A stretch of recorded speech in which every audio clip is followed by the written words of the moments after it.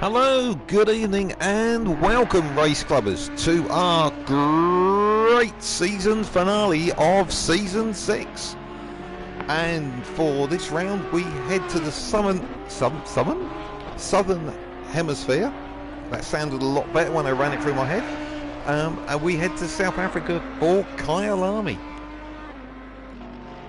And as usual with Race Club, we are finishing on a humdinger. We are on a 2-hour endurance race with a compulsory pit stop, and we're going to be heading into the night, so temperatures will be dropping, tyre pressures will be changing, so it's all hopefully going to build up quite lively. As you can see, we've got 14 drivers on the grid, and for any of you who have joined us in the past for these endurance races, know it can produce some topsy-turvy results. Drivers have incidents, have extra pit stops, and it throws the grid upside down. And as you can see, it is all pretty tight at the top. We've got probably our top guest driver currently sitting on pole position, who is the Brownster. He had a stunning performance early in the season at Spa-Francorchamps, where he had a disconnection, started from the back of the grid, and by the time all the pit stops had cycled through, halfway through the race, which was only 1 hour, he was already in the lead. So he is definitely going to be one to watch tonight. As ever, we are looking for you to get involved in the chat as and where you can, because it's going to be a long old night for the commentator here, so anything you can do to chip in and join us would be fantastic. We are going to try some driver interviews as the night goes on, which could be complete carnage, but we'll give it a go. And just looking at times that they're posting, the Brownster has just gone even quicker. So he has got down to a 1:41.3. So let's have a look at his next nearest competitor. That's Chicken Paxo, and I think he's just on an outlap because I believe he was in the pits. And we're just going to have to go blue screen for a second because I'm going to need to mute a driver that's just joined. So bear with me, it'll happen very quickly.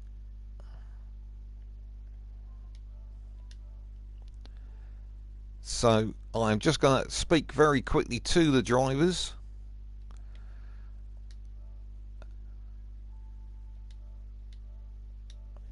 Hello drivers, if you can hear me. Anybody who wants to chat a little bit later will need to make sure that their audio is set to share, both in the party chat and under settings. Otherwise the great world at large won't hear you. So if you could make sure that you do that during the end of qualifying into the race, that would be fantastic. Otherwise, everyone's going to be greeted by a wall of silence. Thank you very much, drivers.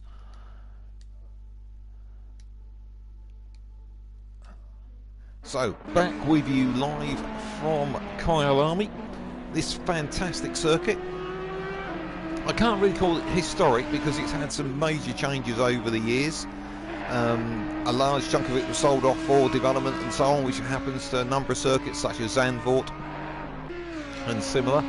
So it is a different version to its former self, and I believe there is talk of the Formula 1 Grand Prix heading back there in, I thought originally it was 2023, but possibly it is a little bit later. Someone I'm sure will update me on that, because I'm never quite sure what the FIA are doing, because basically I don't think the FIA are quite sure what they're doing. So let's have a look further down the list. So we've got, interesting, we've got a nun down there in 7th place. Now he's normally one of our quick drivers. He's that sort of 7th place, which was held by Dazza 456 for several races earlier on in the season. Interestingly, Randy Flangepants there with a good performance. He's up there in 8th.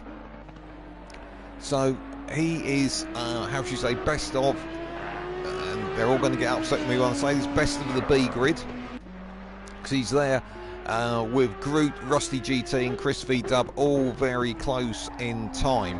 And Marge, to be fair, And interestingly, he must have just upset Randy Flamespants because he's just left the party. So Chris V Dub there. Well, he's not actually that far ahead of Marge. And Marge, I was quite surprised. I thought he might be a little bit quicker. He had a really great performance at Bathurst at one of our earlier season races, and just as I'm going hopping over to him, he's planted himself firmly in the wall. So let's have a look up the front. Another driver that I would expect to go a little bit quicker possibly is Donardi.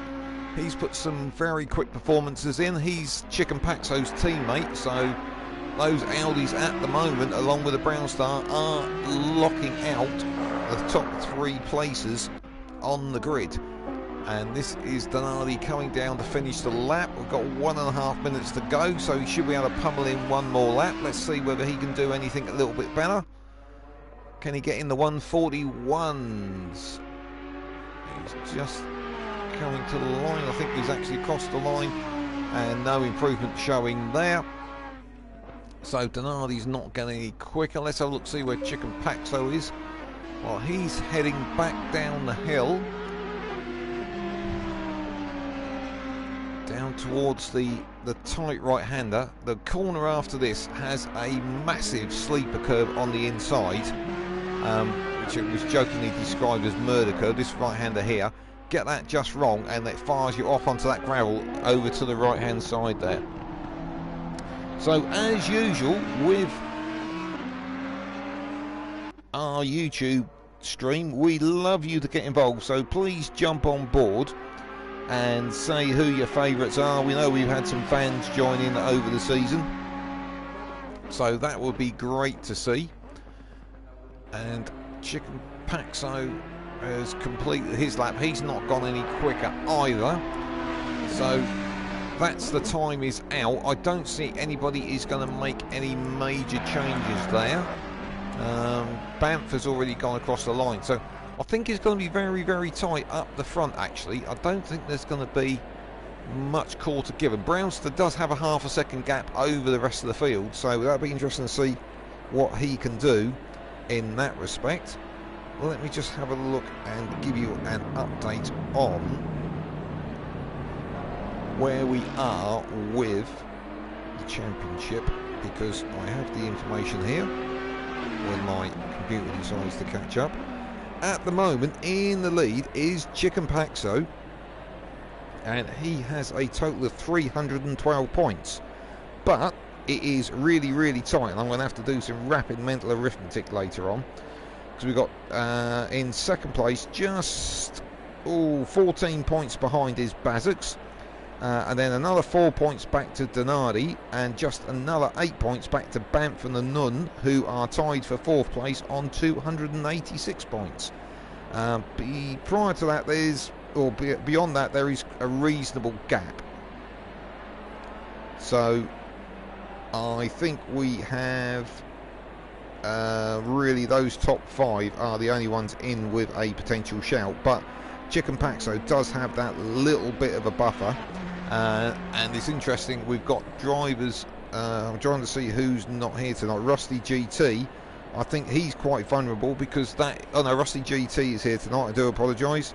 Actually, all the top 10, 11, 12, 13, down to Dazza in the 13th are all here. So I'm going to take a brave pill and see if we can find a driver to talk to. I'm afraid you're going to get a little bit of a blue screen here, and hopefully the drivers have listened to what I said earlier and have opened up their microphones to the world at large. So let's just go blue screen, and bear with me a second everyone. We are just going to hopefully. Hello Ben, are you there? Good evening. How are you feeling? You were quite close to pole there, but couldn't quite get to the Brownster again.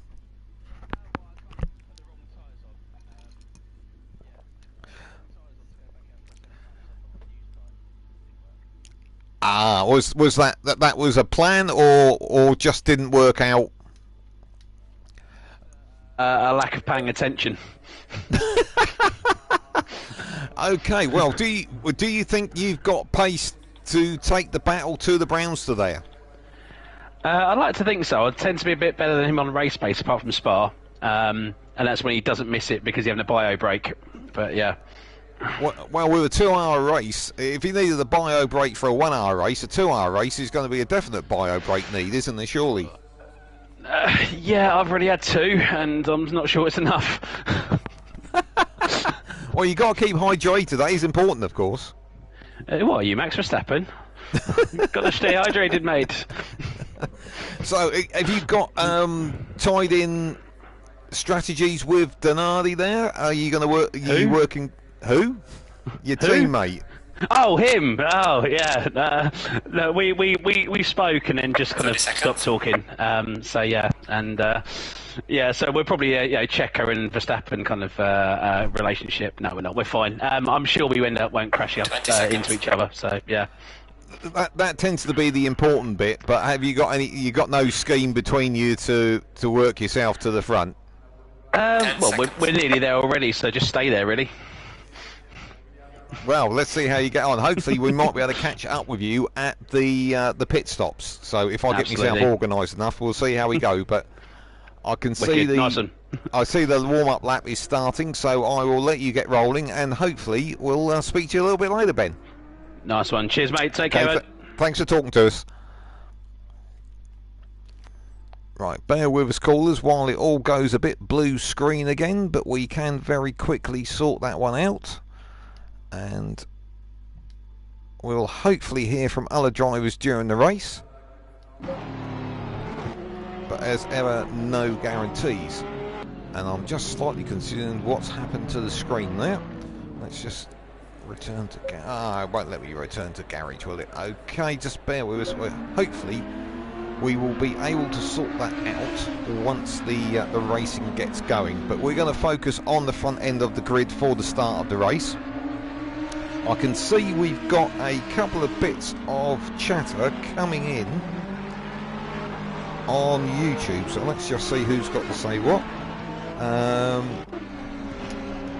We've got Basic said he can't hear Ben, and he says he can now, so I assume that was working, hopefully. And Tom Hacker, who is Rusty Spanner, I can't race tonight, apologies for not being able to join you in the commentary booth. So but he is there, and hopefully he will give us some good input. And when I get desperate for something to talk about in about 1 hour 40 minutes time, he will be keen to throw me some ideas of what to talk about. So here we go. Remember, we've got a 2-hour race here. It's going to award triple points in this championship, so instead of 40 points for a win, they're going to get 120 points. Bear in mind, this does only triple the gap in points between the drivers. So instead of it being a 2-point gap, it will be a 6-point gap. But of course, with Chicken Paxo, with that 14-point lead, he's got to basically finish in the top 3 to assure himself of the championship. Now, I've just done that off the top of my head, so if there's any mathematicians listening that would like to correct me on that one, I will happily be corrected. So let's have a look. We've got any chatter in the race chat. Roll, who is a nun, I think, or maybe DB Cook. So, but this will be terrible for 2 hours. The car feels so bad. Marge says, basically, tell me about it. Well, I think they are.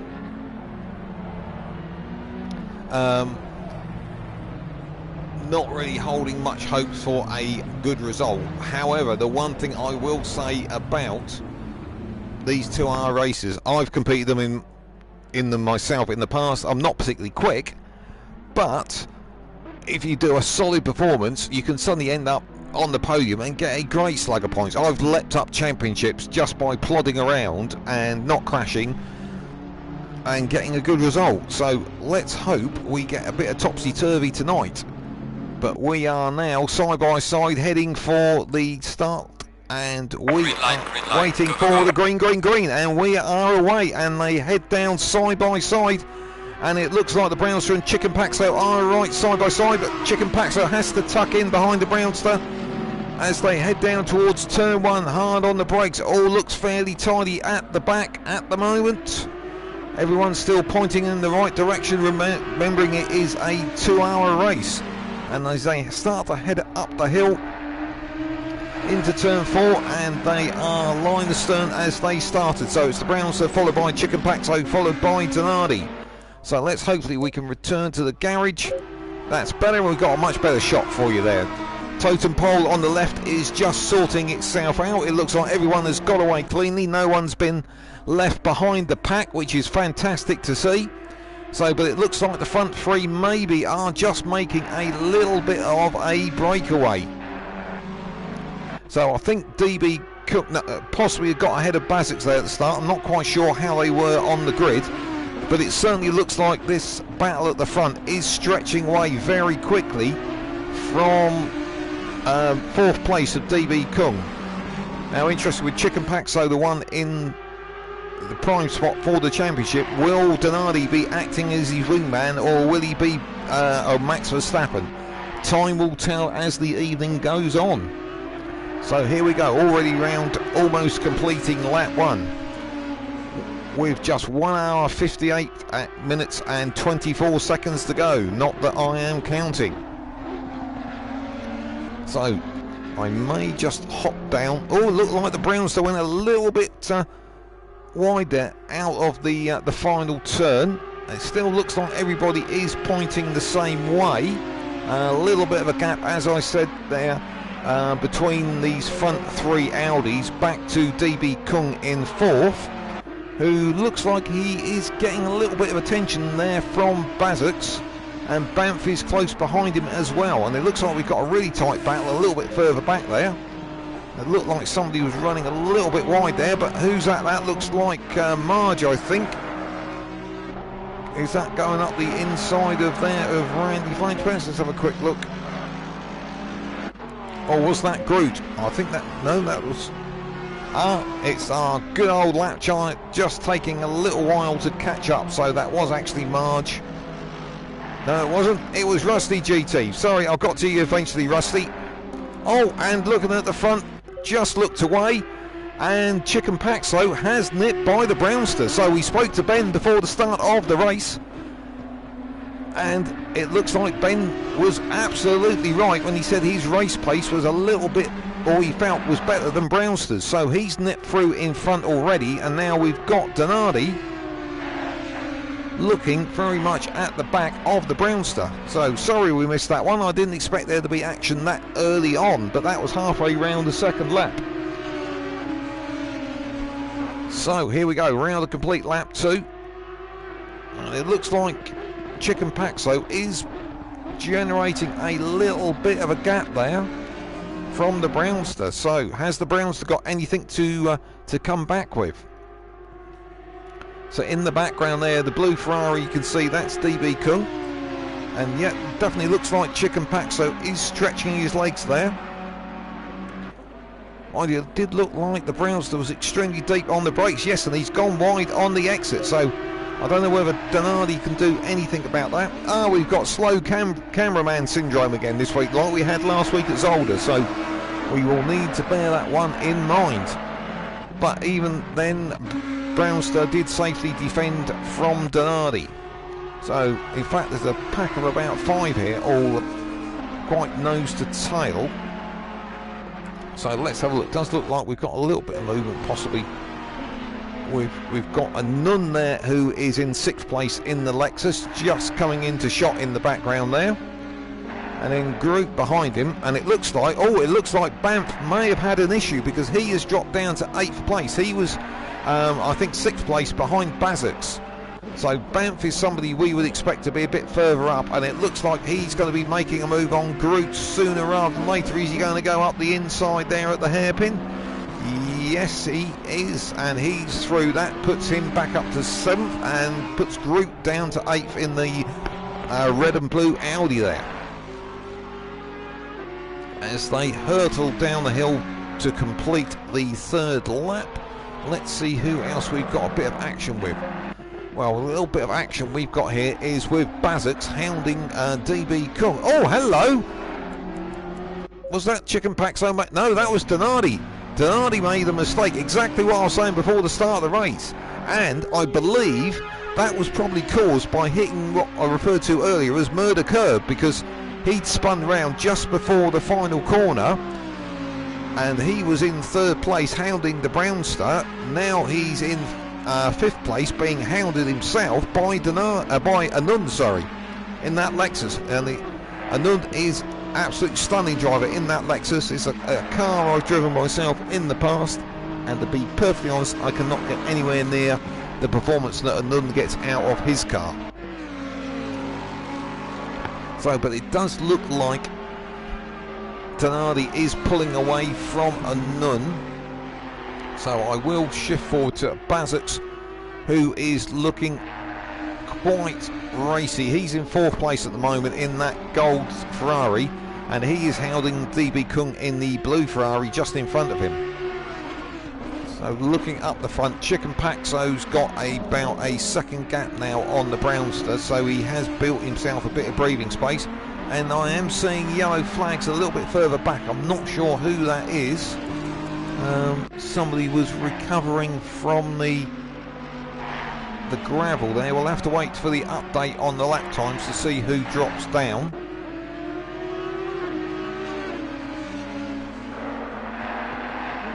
So I think that might have been Banff, actually. Yes, it's Banff. He has dropped down to 12th. So we had an earlier incident where he dropped down a few places, and now he's dropped down a few more. So he is going to have a whole heap of work to do. We haven't even had 10 minutes of the race gone yet, and he is already down to 12, having started, I think, about 4th or 5th. So, oh, and we've got somebody else off. Oh, they're all skittering away into the gravel, aren't they? So let's have a look, see if we can see who that is. I think it might be Rusty GT. Yeah, Rusty GT, who was quite well up earlier on. And again, I think that's Murder Curb at the last but one corner has caught him out. You just take too much curb on the inside and it spits you out. So let's hop back up the front, see what's happening with the leaders, because Brownster has actually caught up with Chicken Paxo a little bit. The gap was a second, it's down to 0.6. Oh, and we look like we've got somebody off at the first corner there. I think that might be Randy Flangepants. No, it isn't. I take it back, Randy, because it looked like a 4. I can't quite see. Oh, it might be a 6. Oh, that is Crumbo Zoe in the Mercedes there.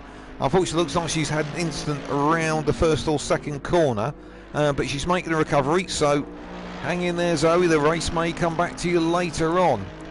So, who's going to make a move on who? Let's have a look. Bazux is still chipping away at DB Kung, but he's soon going to have his rear door knocked by Donardi in the Audi, who is recovering from that earlier spin. So hopefully there's a few of you listening out there in YouTube world, so it'd be great to hear from you. What do you think of it so far? Who do you think's going to win? Has Chicken Paxo shot his bolt too early? Will Brownster come back to him? It would be great to hear from you.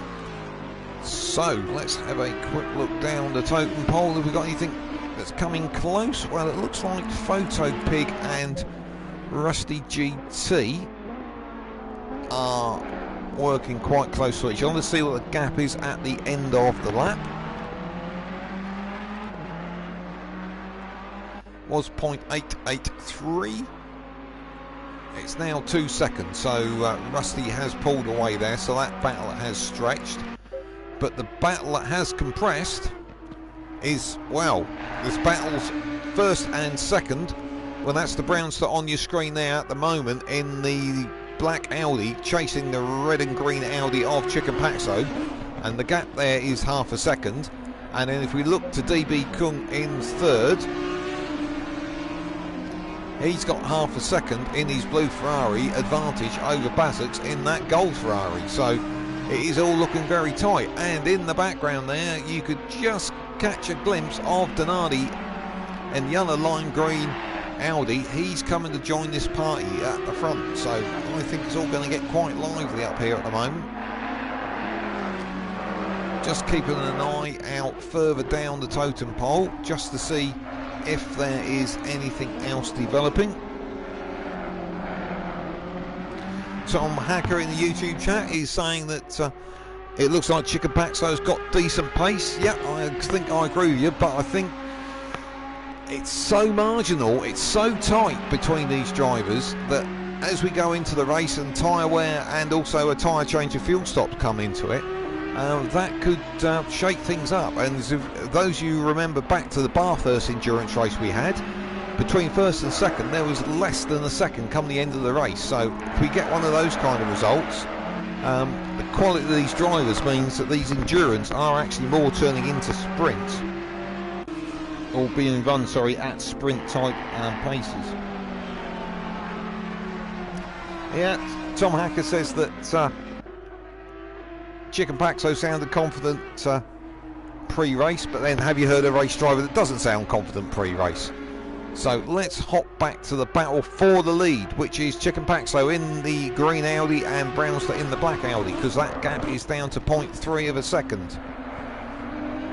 And it looks like Brownster is looking to get into the groove a little bit more with Chicken Paxo. Now, whether he's going to actually try a overtake, or is he just going to try and put a bit of pressure on him and force Chicken Paxo into making a mistake? Because I think the problem these guys have got is their pace is so close that they really need one or the other to actually make a mistake. So I'm just looking again down the totem pole. Well, we might have Banff recovering to get back by Chris V Dub, and Chris V Dub is always worth the mention, and I do it every race. That he is racing using a hand controller, not a steering wheel pedal rig, as I think basically all the other drivers are. So he is really impressive. But looking at Banff's car there, that Golf Ferrari in 10th place, it has got quite a lot of wear on the front, so he's going to have possibly a slow pit stop, as he's going to have to wait for that damage to be repaired if he chooses to do so. But here he goes.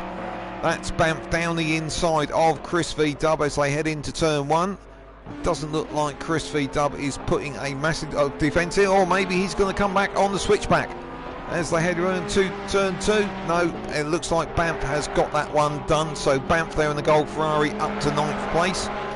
His next target, 2.5 seconds up the road, is going to be Randy Flangepants, who is teammate to Chris V Dub. They're both there in those Golf liveried Porsches. So hopping back up to the front, just quickly, it looks like after a few laps of being quite aggressive onto the back of Chicken Paxo in the lead, the black Audi of the Brownster has eased away a little bit, and the gap's back up to about a second. They are now dropping third and fourth, which is DB Kung, who has stretched his gap in his blue Ferrari away from Bazix in the gold Ferrari behind him to over a second now, so that one has settled down. Now I'm just looking down to see where we've got battles developing. We're just coming into 15 minutes in the race, so we've got just 1 hour 45 minutes to go. I'm not sure if it's the drivers that are doing the endurance here or the commentator, but we will find out as the night goes on. I may have to resort to alcohol to keep me going to the end, but don't do it, kids, it's not clever. So let's have a look at Banff, because I think he is going to be making a rapid progress towards the back of Randy Flangepants in the Porsche. But I have been impressed with Randy Flangepants as the season has gone on. His pace has definitely improved. He was sort of quite a way off, and now I would say he's a little way off. Hopefully he doesn't consider that to be too unfair of an assessment. But considering it's taken a little while for Banff to catch and pass him, I think that is a good reflection on the increase of pace that we have seen there from Randy Flangepants in that blue and orange Golf liveried Porsche. But despite his increase in pace, I think Banff is going to be coming by him fairly soon. Imagine it might be up at the hairpin or down into turn 1, depends how quickly he can catch him.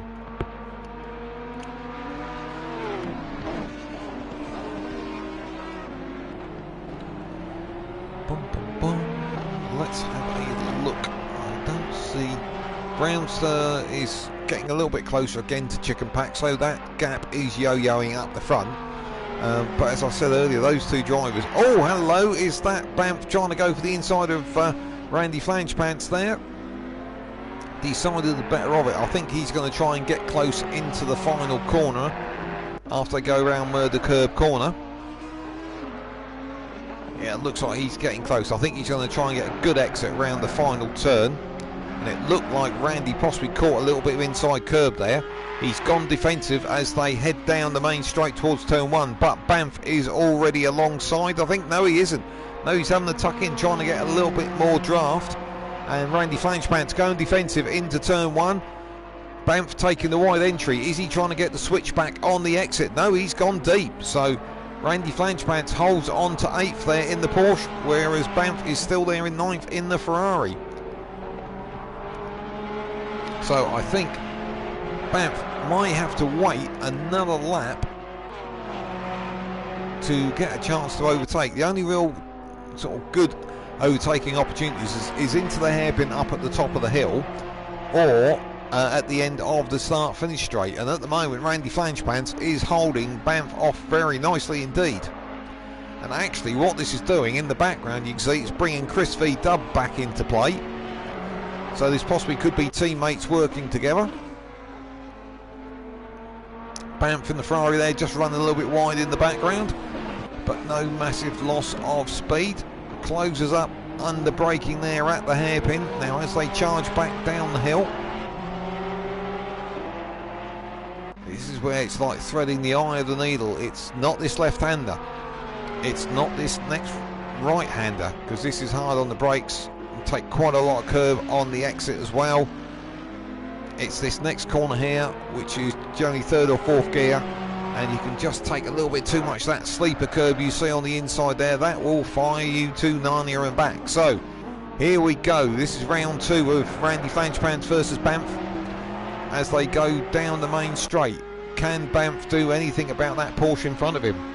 And he'll be needing to look in his mirrors soon, because Chris V Dub is catching these two drivers as well. So yet again, Randy Flangepants goes defensive, but he got a little bit loose mid-corner there, lost a bit of speed. Banff wasn't able to take advantage. And I'm just looking up at the front. We've had a little bit of a development that Chicken Paxo. Oh! And Randy Flangepants got a little bit loose there coming out of turn 3. And just touched the side of Banff as he went past him, and then unfortunately Randy Flangepants has also lost out to his teammate there. So unfortunately that means Randy Flangepants has dropped down to 9th, Banff up to 7th, and Chris V Dub up to 8th.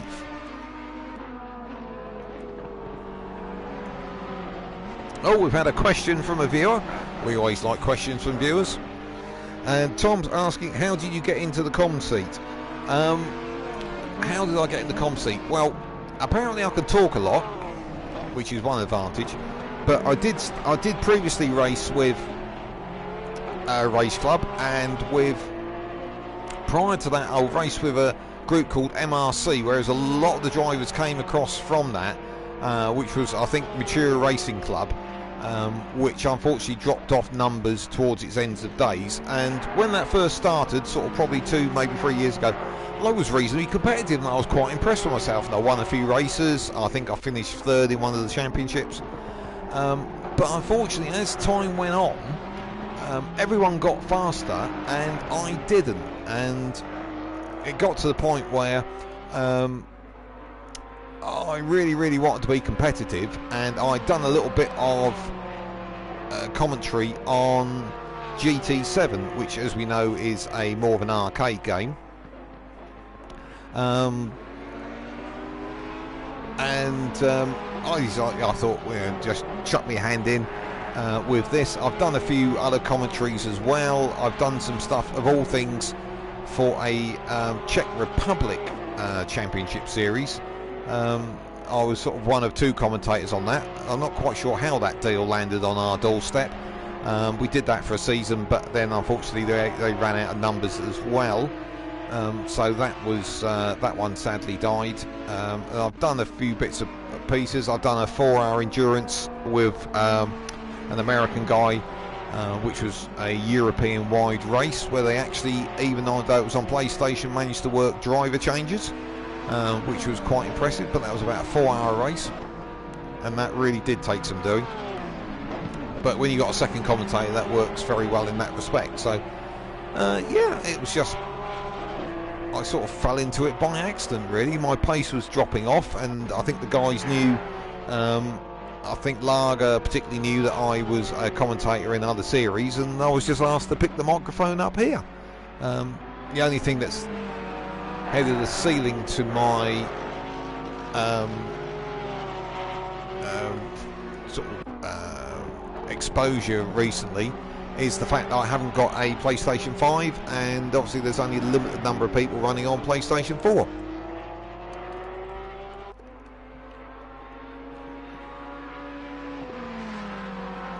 So let's have a quick look. We've got somebody else coming in.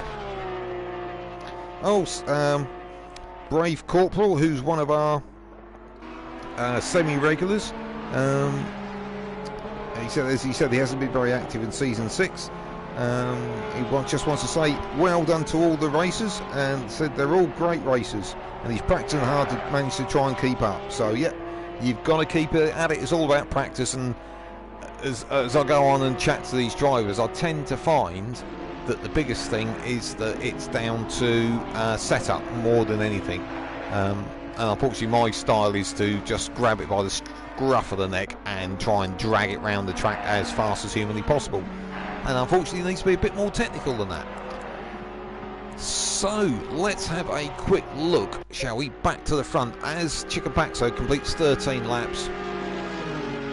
And they're just coming up, I think, on Crumbo Zoe. Oh, we've lost somebody. We're down to 13. If any viewer would like to let me know who we've lost, I don't need to know because it's a nun. So we normally get a message if a nun gets a problem. So let's have a quick look down.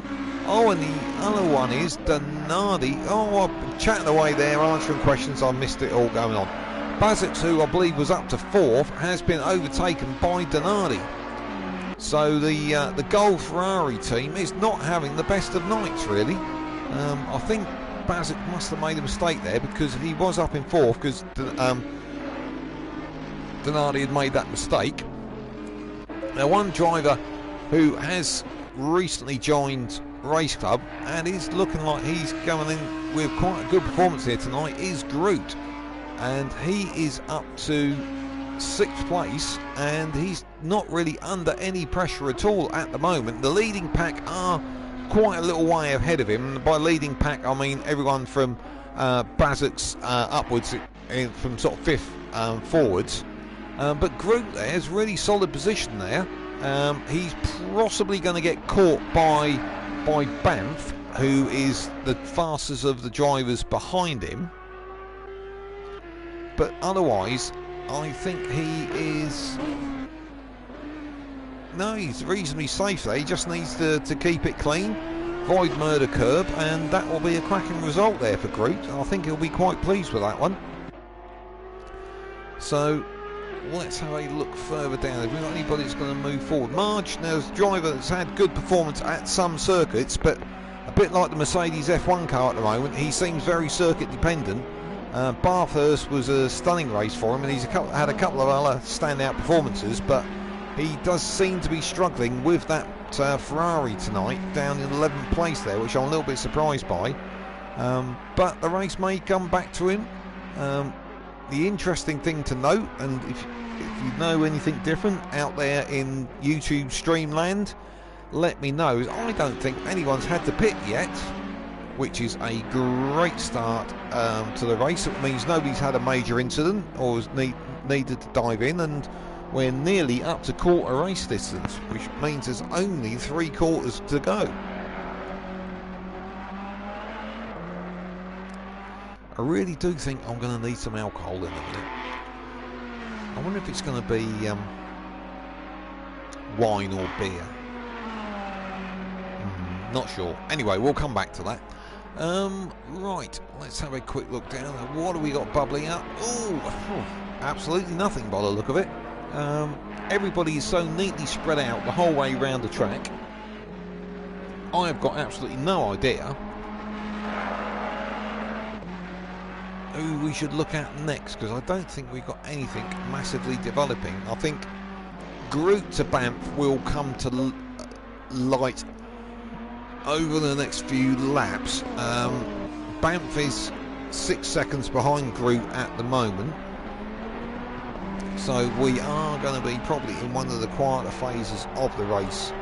Obviously the sun has gone down, so there's not really going to be much happening in the way of changing conditions. Track temperature is 24 degrees.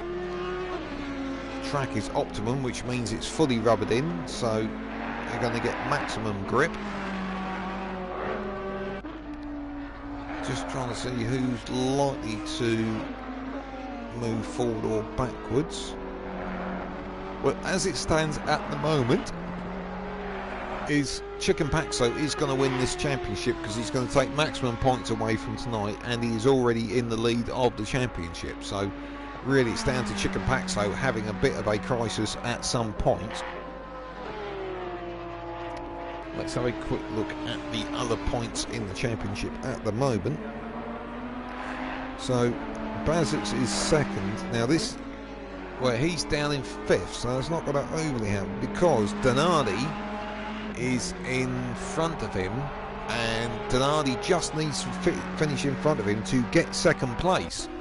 So that's likely to be the battle for the evening. We've got to keep an eye on those two, Donardi and Bazix, because they're running very close together.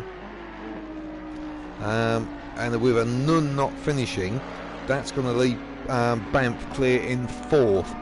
Even where he is now, he's not going to get overtaken by DB Kung because he's too far behind in points. So I'm just having a look further down. Rusty GT, this will lift him over a Nun, I believe. So that will take him up to 6th in the championship. And then we've got Chris V Dub and Groot on the same points. So at the moment that's going to Groot. So Groot would finish in 8th and Chris V Dub would be down to 9th. So we have got some championship battles. Oh, hello. Banff has got it all wrong again.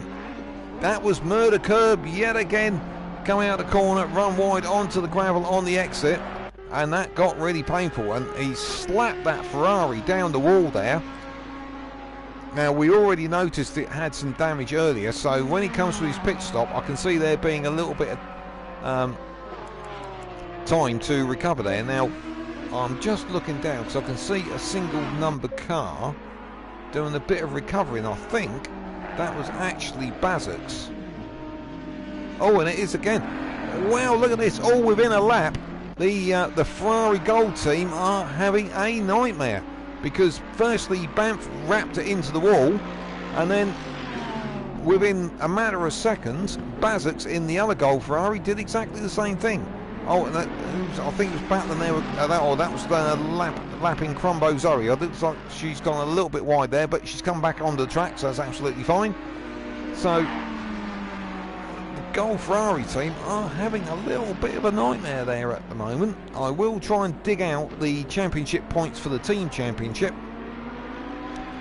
for you a little bit later on in the evening as we go through, but that Ferrari really doesn't seem to be the weapon of choice tonight, because it seems to be spending, particularly the gold versions, more time in the wall than what it is spending on the track. So let's have a quick hop back up the front with the Brownster and Chicken Paxo. And car in the background there is, I believe, is it a lapped car? Unless something's happened here. Yes, it is a lapped car. I was slightly confused there for the moment, but I think that is Photo Pig. Let's have a quick look. Yes, I believe that is Photo Pig in the Ferrari there. Let's have a quick double check. Yes, so that was then just lapping Photo Pig. So, but what I was going to say about that leading battle between the two Audis is that the gap has come back down under a second. So perhaps tyre wear is coming here for a little bit of a factor, shall we say, because obviously these tyres, I say obviously, if you don't know that much about this you wouldn't know, the tyres are usually good for about an hour, but obviously if one of these drivers has taken a bit more wear out of them than the other, the wear is going to be that much more, and obviously the lap speed's going to drop off that much more as they head sort of towards pit stop time. So I'm just going to have a quick look, see what we've got going on in the chat, and I can wake the chat up. So Tom Hacker is back. What have you got to say, Tom?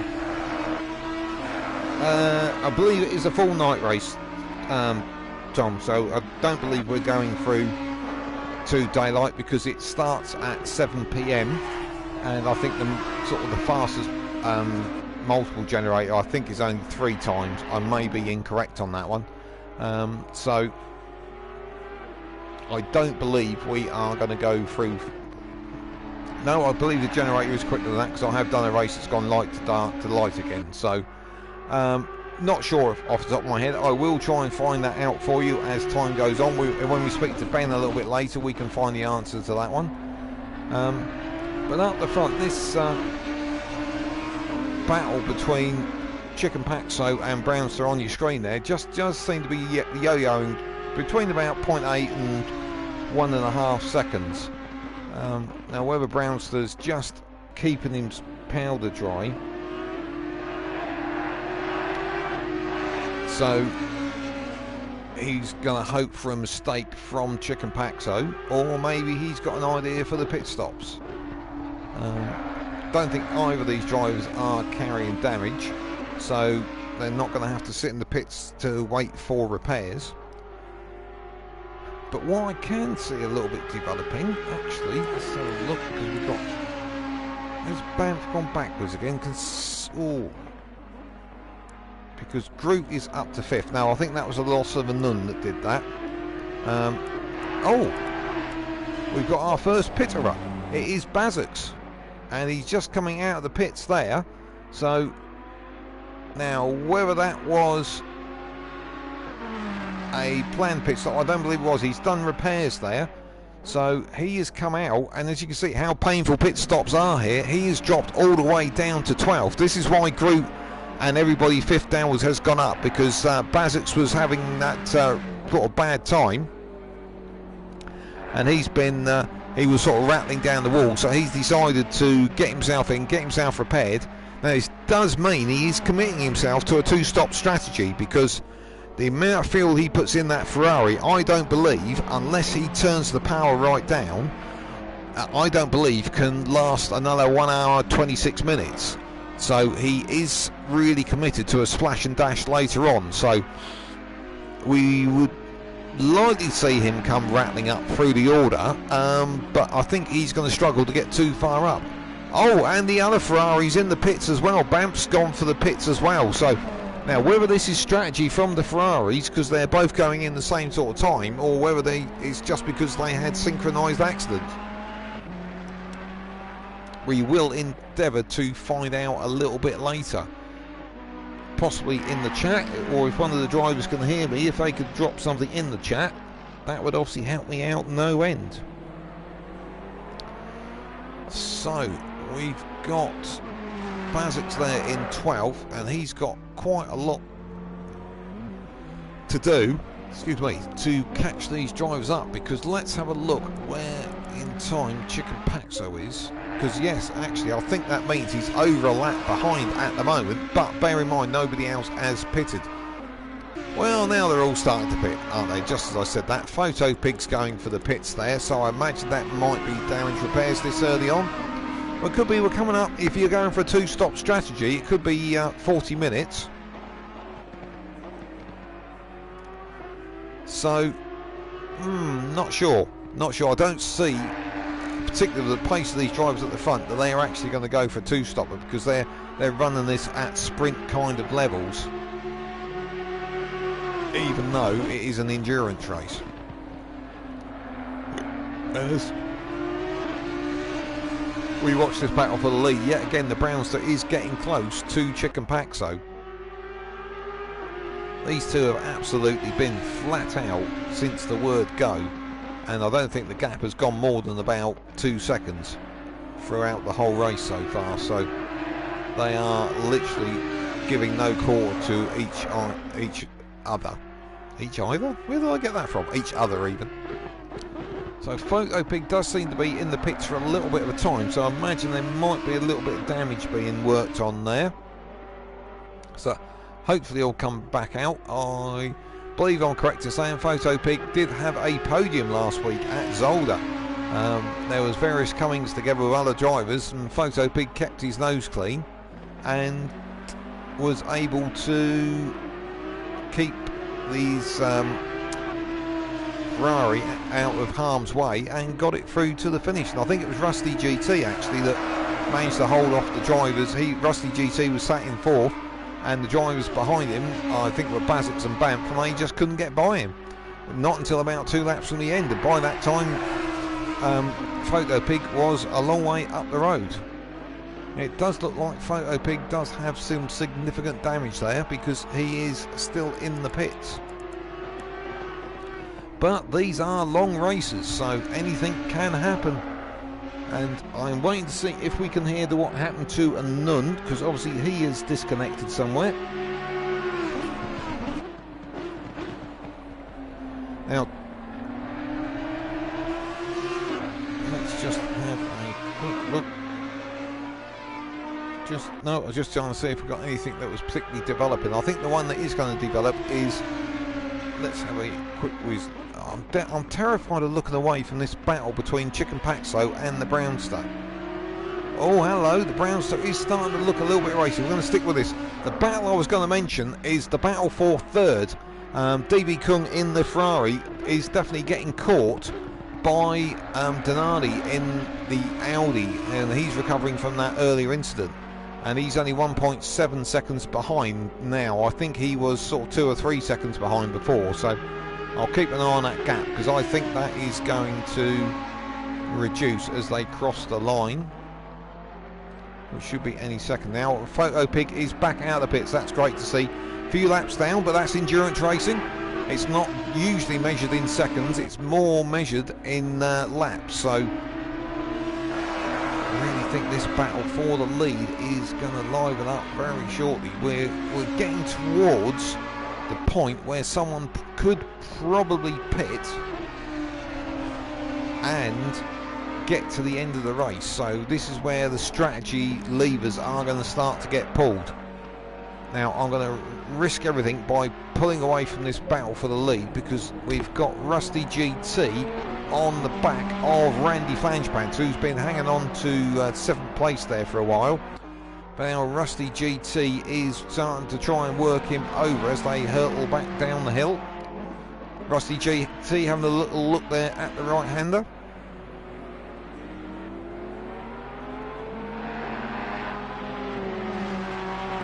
Here we go, Murder Curb corner, both through there safely. Oh, and Rusty GT has decided to go for the pits now. At 40 minutes into the race, this could well be a two-stop strategy that Rusty has pulled the trigger on there. Or alternatively, he could be trying to go to the end, because he is probably able now, maybe just to be able to get to the end, if he fills the tank to the brim. So only time will tell that. We'll need to try and keep an eye on this strategy, because I probably should have made some notes, but I haven't. But I'm going to rely on everybody out there in YouTube world to help me out on this one, because otherwise it can go a little bit pear-shaped. So we are going to be taking a bit of a guess at most of this, if I'm honest. So Rusty GT's in the pits there. Brownster's still, let's hop back up to there. Brownster's still giving Chicken Paxo a hard time.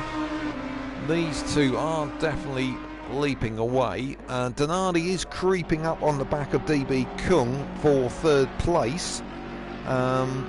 He's got the gap down. It was 1.7 a couple of laps ago, and it's now down to 1.3, and we'll just jump to that for the moment. So that's the blue Ferrari's DB Kung coming towards you, and then there is the car of Donardi recovering from that earlier incident. The car in the background is actually Photo Pig, who they, I believe, were lapping. So he's not a factor in this battle at the moment for third. And of course, Donardi needs to keep ahead of Basics for that championship position. And at the moment, Basics has got quite a lot of work to do. A few cars in front of him have pitted, but he is still well down, and believe he has committed to a two-stop strategy. So can Donardi do anything about that Ferrari in front? He is definitely getting closer, but it's only by a tenth here and a tenth there.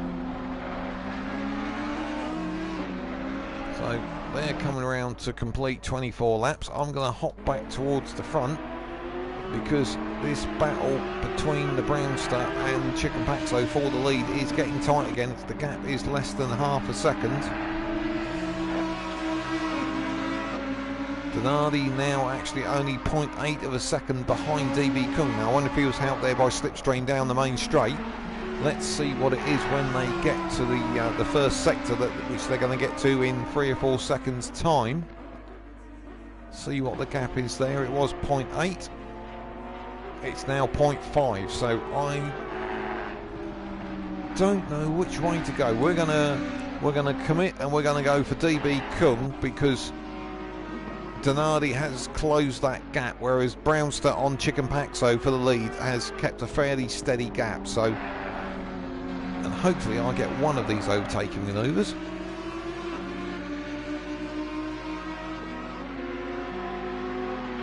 So here we go, up to the hairpin at the top of the circuit. Looks like DB Kung has just dragged his blue Ferrari a little bit further away from Donardi then. Maybe he's just quick around this part of the circuit at the back. Yeah, the gap has gone out to nearly a second, whereas Donardi did have it down to half a second. So DB Kung certainly isn't falling over under the attack of Donardi here. So I think Donardi will have to either hope for a mistake from DB Kung or look for a strategy move to be able to get round that blue Ferrari into third place. So looking down the totem pole, I don't see anything else which is particularly close at the moment. We'll just see where people like Randy Flanchpants in the middle of the field are. So he's just coming around the top of the circuit there, and where are our leaders? They're not too far away from him. So Brownster's now a second back from Chicken Paxo, the leader. So whereas those gaps between first and second and third and fourth were livening up, they now have stretched again. But they are coming up to certain bits of lap traffic.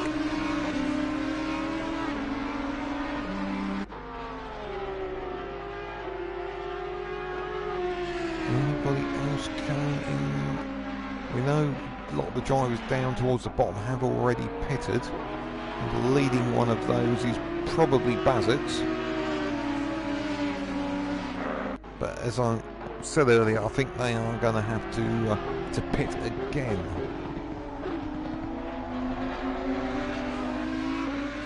So as these cars start to get into lap traffic, obviously that can start to play a factor. The lap car doesn't see them coming, or lets one car through and not the other, or backs them up. It can always make things a little bit lively.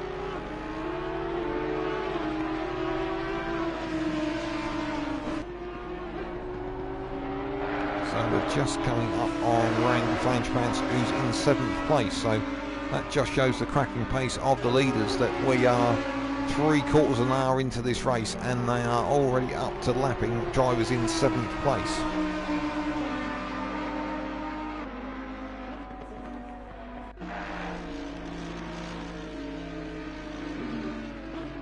So we've got Chicken Paxo's going to be the first on the scene there. Oh, actually, and it looked like Randy Flanchpants ran a little bit wide there in the background, so accidentally took himself out of the way. Oh, and talking out of the way, that looked like Brownster ran really wide there, coming through the S's, and was across the gravel, but did seem to be catching a lot of speed, and he's now right under the rear wing of the leading Audi of Chicken Paxo as they hurtle down the hill. Is this going to get him close enough that he can make an assault? It looks like Chicken Paxo's going a little bit defensive there. That is going to compromise his entry. They're going to head down to Murder Curb right-hander. I'm sure they're both going to miss that one neatly, which they have. Now, I think Brownster needs to be a little bit closer if he's going to be able to get the slipstream and get in front at the first corner. But let's never say never. The gap was 0.2 at the last split. As they go across the line, it's now half a second. So I think the Brownster's going to struggle to pull that back down the straight. But Brownster does look very late on the brakes. And he looks very, very late there on the brakes. Closes right up, but runs a little bit deep. So of course now it's all livening up that Donardi is catching up with DB Kung in 3rd. So I will jump to that battle shortly. But we will just stick with this one for the moment. I'll just keep an eye on that gap between 3rd and 4th. Oh, it looks like the Brownster's gone wide there. He's managed not to make a mistake to the extent where he's spun, but that has cost him a mountain of time. We will find out how much in a moment. Looks like Chicken Paxo there is just lapping Crumbo Zoe. But that has really cost the Brownster, running wide there with that long right-hander, which is so easy to do. He's dropped from being half a second behind to what I will guess is about 2.5, maybe 3 seconds. So Crumbo Zoe pulling over to the left of the track there to let the Brownster through. As they click over, the gap is now 2.2 seconds. So let's see what pace the Brownster's got, because he's going to have to work hard to catch back up. So let's see if he's got any reserve. Yeah, Tom Hacker, welcome to the world of commentary. Tom Hacker was commenting on YouTube about how the Brownster was reeling in Chicken Paxo, and just as he said that, Brownster went wide. That's what happens when you're a commentator.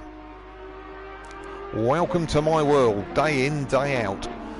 So while that gap for 1st and 2nd has spread out, let's see what's happened for 3rd and 4th. So in 3rd at the moment is that blue Ferrari of DB Kung, but it looks like Donardi's got the run on him down the main straight. Yes, he's got alongside him, he's got the inside as they're heading for the first corner. He's got to compromise his entry, and DB Kung's trying to go right round the outside. The next corner's a right-hander. DB Kung's got the inside for that. Great defence there by DB Kung. Absolutely fantastic stuff here there. So as they come out of turn 3, DB Kung hangs on to 3rd. Donardi's got 4th, so I'm sure Donardi's not going to give that up that easily. And now we've also got a battle livening up between Randy Flanchpants and Marge. Now Marge wasn't very optimistic of their chances earlier on, but they sat there in 8th at the moment, just half a second behind Randy Flanchpants. So Banff has gone for the pits again. So maybe he's had another incident. He's already been in the pits once. He's having to go again. I don't know what's happening there with Banff. Hopefully we might hear from him in the race chat for the drivers. We are coming up to pit window time. He may have gone back in just to refuel to get himself to the end, or there may be an alternative strategy there. But Donardi yet again is up onto Banff. There's a lap car there which is Crumbo Zoe, and third and fourth go through without any hindrance there. So can Donardi do anything this time round? Looks like the gap is a little bit too big, maybe it's about half a second. But here we go down the main straight. Has the green Audi there got the legs on the blue Ferrari? Well, last time round Donardi was already alongside by this point, so I think DB Kung won't have any trouble defending that at all into turn one. So I'm just looking further back. It looks like unfortunately Marge has dropped back from Randy Flangepants, because he was just under half a second behind. He's now 9.5 seconds behind, so looks like he's had a little bit of an adventure there. So Brownster in second place on the leader, Chicken Paxo. The gap has closed up a little bit, so it does suggest Brownster has a bit faster pace. It was 2.2 seconds, it's now 1.9. So Brownster is, as Tom Hacker mentioned, is reading in Chicken Paxo again, but it's also going to take a few laps for that to actually come to fruition now. Or in fact, maybe a bit quicker than that, because Brownster's got the gap down in just 2 laps from, I think, 2.2, as DB Kung runs a little bit wide there under pressure from Donardi, as DB Kung comes up onto a back marker, but Brownster's got that gap between first and second down from 2.2 to 1.4. So he's reeling Chicken Paxo back in. So what that suggests to us is he does have a bit more pace. So, and this is DB Kung and Donardi coming up on 42, which is Randy Flangepants. Randy Flangepants moving across there to let the two cars lap him as they go down towards turn one.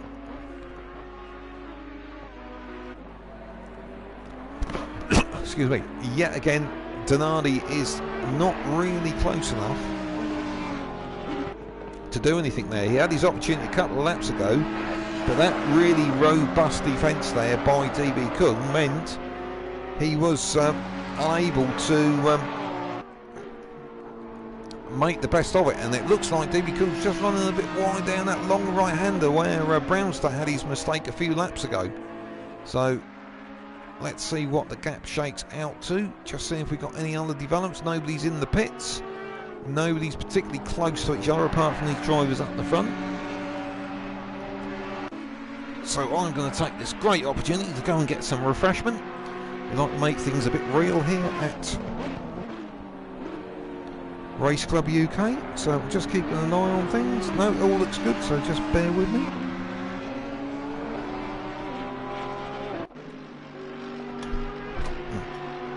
Well, that's the disappointing. You find your daughter's in the bathroom, so you can't fill up the...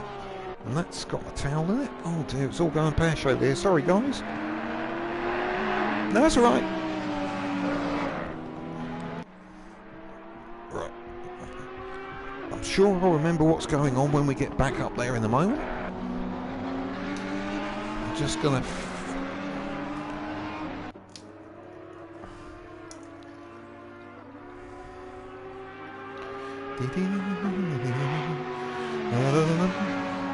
Bear with us, callers. I was just having a quick look round for some alcohol, but I think I'll be good at not having it. So just bear with me. Just trying to make things a little bit real, as they say. Okay, let's have a look. Anything changed? No, fantastic stuff. That's what we like to see.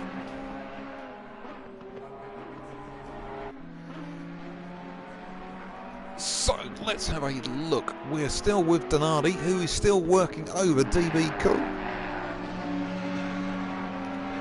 Who else have we got? Anybody coming close to each other? Nobody's gone in the pits. That was good. So that was good timing. Anything happened on YouTube? Oh, John Mellett. Great of you to join us. You're asking brakes on fire. No, that's actually the disc glowing. It's one of the little foibles. Just to explain to you, Assetto Corsa was originally a PC-based simulator, and they've basically compressed it, shall we say, software-wise, to fit onto the PS4. So one of the compromises is that the brake discs are always glowing. So they should ideally just glow as the brakes are applied coming into the corner. Oh, and it looks like DB Kung has disappeared somewhere. Well, I thought I saw him just take an odd line coming out of the last corner, but in fact what he's done has spun it on acceleration, and this is where drivers can get caught out with tyre wear. So as he came out of the corner, the back end overtook the front end and probably popped him into the pit wall because it's right alongside there. So despite that great defence he'd had of third place from Donardi is now through to third, and DB Kung is down to fourth. So I would not be at all surprised if we see DB Kung dive into the pits now to get a set of fresh boots, because we are virtually at half race distance. So yeah, hopefully John Mellett, I explained that for you there, that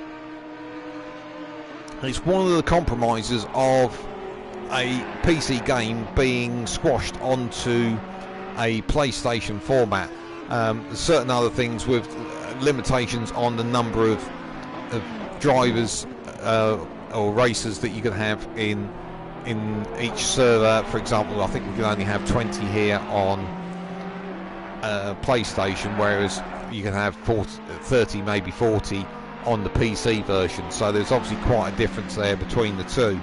So, but Assetto Corsa is a great stepping stone for anybody who wants to move away from what I describe as more arcade type games like Gran Turismo and I'm trying to think some of the Forza generation games, that kind of thing. This is a real simulation, and it's a great stepping stone for those who maybe want to look at going on to the PC based simulations rather than the PlayStation or Xbox based ones. So it's obviously a great marketing tool for people like Assetto Corsa, gets people onto those kind of games, and it's also opens up other formats such as iRacing and so on, and then the world's your oyster with the scale of games and the equipment you can apply. So Tom Hacker's back. Browser's really showing some pace now. Yes, he is. Yes, I think that shows that he was tucked up behind Chicken Paxo and wasn't able to get by, but now he's in free air. I would say he's still only about quarter of a second a lap quicker, which I think in real terms is not enough for him to get by without a mistake from Chicken Paxo. But I think any minute now the trigger is going to start to get pulled for people going into the pits. And just as I say that, Crumbo Zoe is going into the pits. Bamford's already been in the pits twice, so he's got a long uphill battle there from 11th place. Who else is likely to be moving forward? Well, drivers doing well. I say the pair of Chris V Dub there in 6th, and his teammate Randy Flangepants there in 7th in the other Porsche. They're putting in a strong performance there for their team. Oh, someone's picked up a stop and go. Oh, there. Oh no, Crumbo Zoe. Unfortunately, I would imagine that was speeding in the pit lane. So the race stewards have wrapped her knuckles of that one, and she's got to go and park up for 30 seconds in the pit lane. So that is going to be a little bit painful. Who else is doing well? Groot is doing well. Groot, I don't think, is on the lead lap. Oh, he is on the lead lap. I take it back. So Groot is the last of the drivers on the lead lap. So that everyone up to 5th place has been... Oh, sorry. We're halfway through, not over yet. Up to 6th place has been lapped. But Groot is doing a fantastic job there. He's kept himself out of trouble. He's kept consistent. I haven't been aware of him doing any sort of off-track excursion. So we're sort of halfway into the race. He hasn't been lapped yet, so I think this is going to be a cracking result for Groot. Oh. So let's have a quick look. Brakes on fire. No. Okay. Well, the Browser's got the gap down. I did say under a second, but it's down to just about a second at the moment. DB Kung, that little mistake has cost him nearly 15 seconds. And interestingly, now we're on the hour, we are seeing the trigger being pulled for drivers diving into the pits, and the first of the front end guys that have decided to do that is Donardi. He's gone for the pits. Now he's got that breathing space on DB Kung. I think he's decided it's a good time to go, and I think this will bring him out in front of Groot in 4th. Depends whether he has any damage from that earlier little spin that he had. Marge has gone for the pits as well. Crumbo Zoe, we know, has got that stop and go, so I think she's down there trying to clear that at the moment. And Photo Pig is back in the pits as well. So those guys are 2 stopping. So, but I don't think that they will. I can't see anyone can work this on a speed logic of 3 stops. So I think, yeah, Photo Pig is out. So I think, subject to any incident, that will be.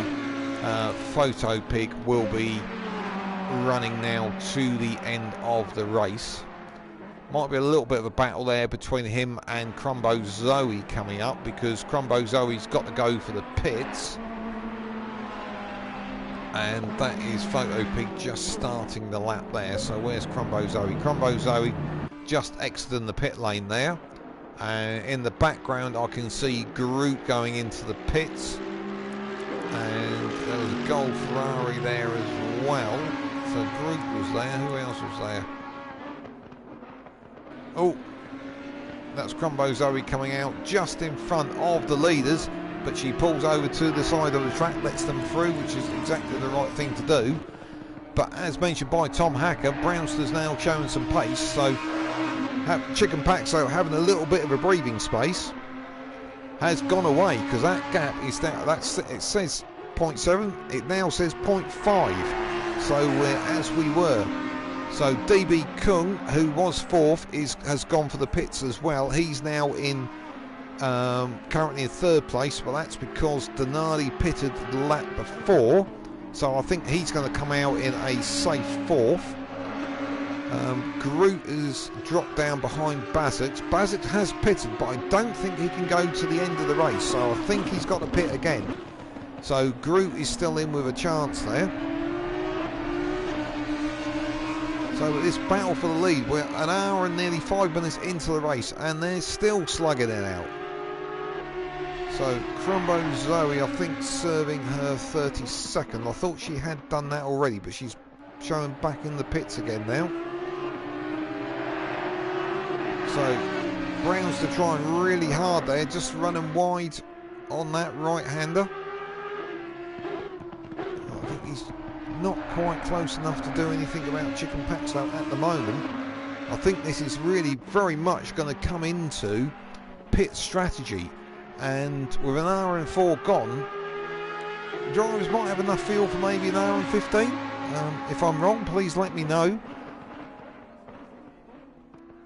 So Crumbo Zoe has actually unfortunately dropped behind Photo Pig there. I think that's because she's serving her 30-second penalty now. So I don't see these drivers can go more than another 10 minutes without having to pit. But obviously it means they will have fresher tyres come to the end, because they will only have done 45-50 minutes rather than maybe the hour that some of the other drivers have done.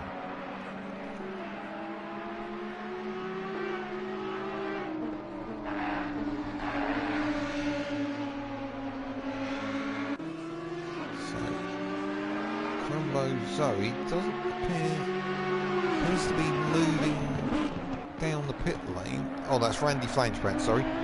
Rumbo Zoe doesn't seem to be able to shake off that stop and go 30 seconds. I'm not quite sure what's happening there.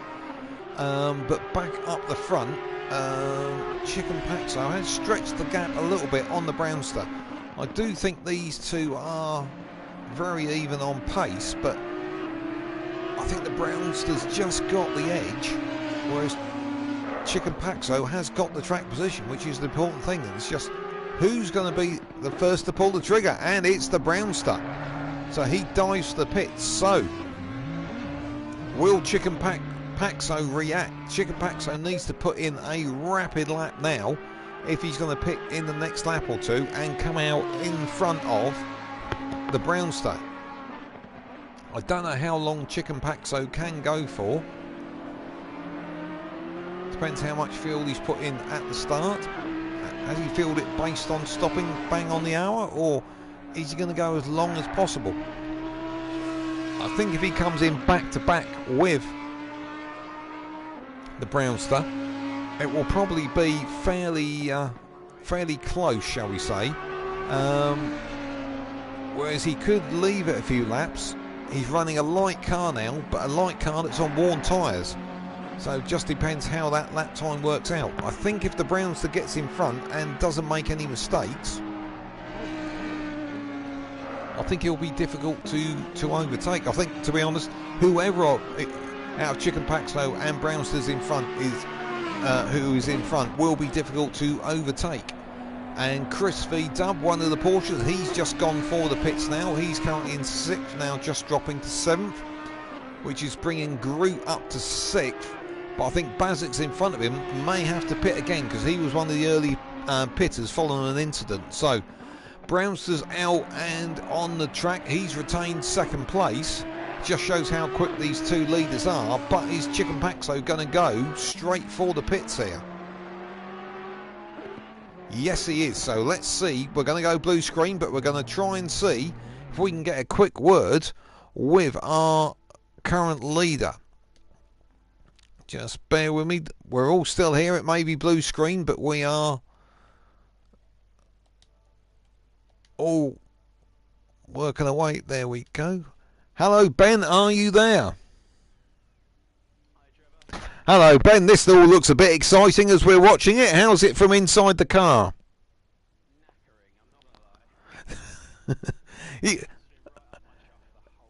You can't shake him off, can you? What a wonderful pictorial description. How did you get by him? Because unfortunately we were looking elsewhere when you got by him, but that was on lap 2. Did he make a mistake, or did you pull something stunning? I would love to say I pulled something stunning, but I didn't. He went a bit wide, so I just kind of nipped through. But yeah, it's on the outside, I think turn 4. Just went a little bit wide, so yeah, managed to get past him. Okay, well I'll leave you to it and wish you best of luck for later in the race. Okay, take care.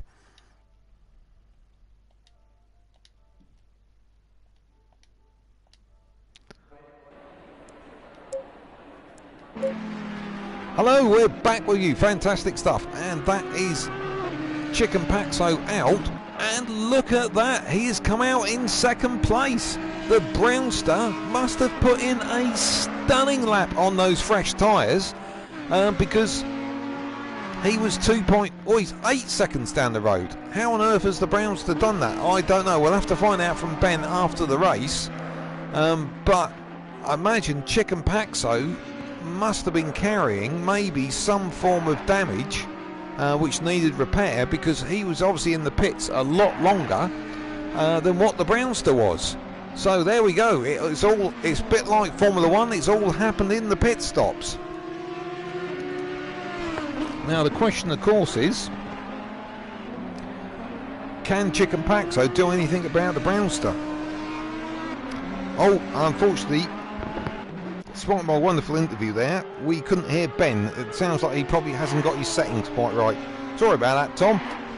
But basically, he was saying that he couldn't shake off the Brownster. He just wouldn't go away. And how he got by him was on lap 2.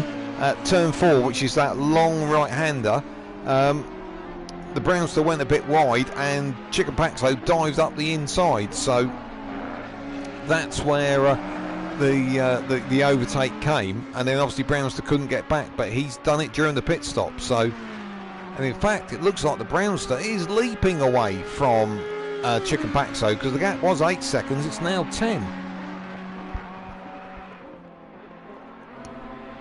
Now Crumbo Zoe still showing that stop and go 30 seconds. Now, if she does too many laps, unfortunately, I think she might find herself disqualified. So let's hope she can get that shaken off. So we're now 40 laps in and we've got 50 minutes to go. So this is where we are going to be clutching at straws for things to talk about.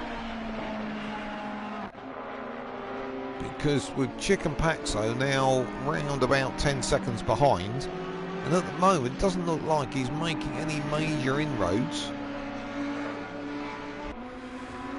Now, the only change I can foresee that's going to come up is Bazik's there in 5th. I think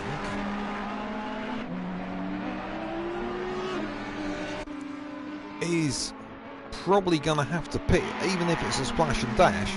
And I don't think he's got enough time on Groot, who is there in 6th in the Audi, to be able to splash and dash and get back out in front of him. Now, Groot's 16 seconds back from Bazik's. And might be enough time for a splash and dash. It's going to be close. I think Bazik's in 5th there. He's going to need to stretch that gap from Groot to be able to dive in, take on a little bit of fuel, probably not tyres, and get himself to the end. Because I think from memory he pitted about 35 minutes into the race. So in the next 10-15 minutes or so he is going to need fuel. Oh, Crumbo Zoe's back in the pit, so hopefully she's able to shake off that 30-second stop and go penalty. So battle up to the front there, Brownster and Chicken Paxo. The gap very quickly has settled out at 10 seconds. So hopefully it wasn't me chatting to Chicken Paxo that put him off. But obviously the Brownster was round on his outlap and gone, and not that I'm aware that Chicken Paxo had any damage, but it did seem to take him a lot longer down the pit lane. So who have we got that's likely to make a move? Well, I think a driver that's not had the greatest of evenings by any way, shape or form is Banff in. Oh, and just quickly before I continue on that, Crumbo Zoe has cleared her stop and go, so great, so she can continue, which is great to see. Now, Banff has not had, by his standards, the greatest of evenings. He's currently sitting there 11th. He's been in the pits at least twice. Had a couple of adventures early on involving the wall. Now, he's just working his way up onto the back of Marge in another Ferrari in 10th place. I think he is carrying quite a lot more speed. He's 4 seconds behind at the moment, and now he's 3.3, so I think he's going to catch Marge fairly quickly. And that looked like that was Groot in the background. Oh, and as I mentioned earlier, Bazik's, I believe, needed to go for another pit stop, and he has gone for it with 46 minutes to go. So he may well have gone for a two-stop strategy. Now, we have spoken to Ben before, but unfortunately we haven't got him on comms tonight. So we are not going to be able to find out whether that was his primary strategy or whether he's been forced into that due to incidents that happened earlier on. But not only is that dropped him behind Groot, it's dropped him behind Rusty GT and Chris V Dub. And he is out of the pits again, so that has kept him in front of Randy Flangepants. But those two gold Ferraris are normally real front runners. Oh, hello, and that's Banff running wide again. They're normally real front runners, and Banff is in the situation there where I believe he's about to get lapped by Groot, who's in 5th place. So that is a situation that Banff is really not used to being in. But he was catching Marge, but now he's dropped away a bit. It may have been that little trip across the gravel he did there.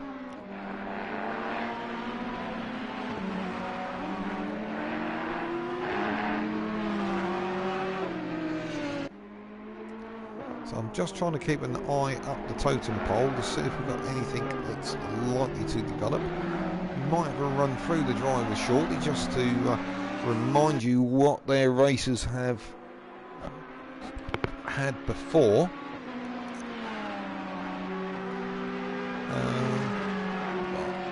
The battle for the lead really isn't bubbling up again, because Brownster now seems to have really got into his stride, now having got that gap to Chicken Paxo up to around 10 seconds, and doesn't look like Chicken Paxo's going to do anything about it. Whether he's got the wrong tyres on, he mentioned that happened when he was in qualifying, which is why he ended up 2nd place. He thought he could have been a bit closer.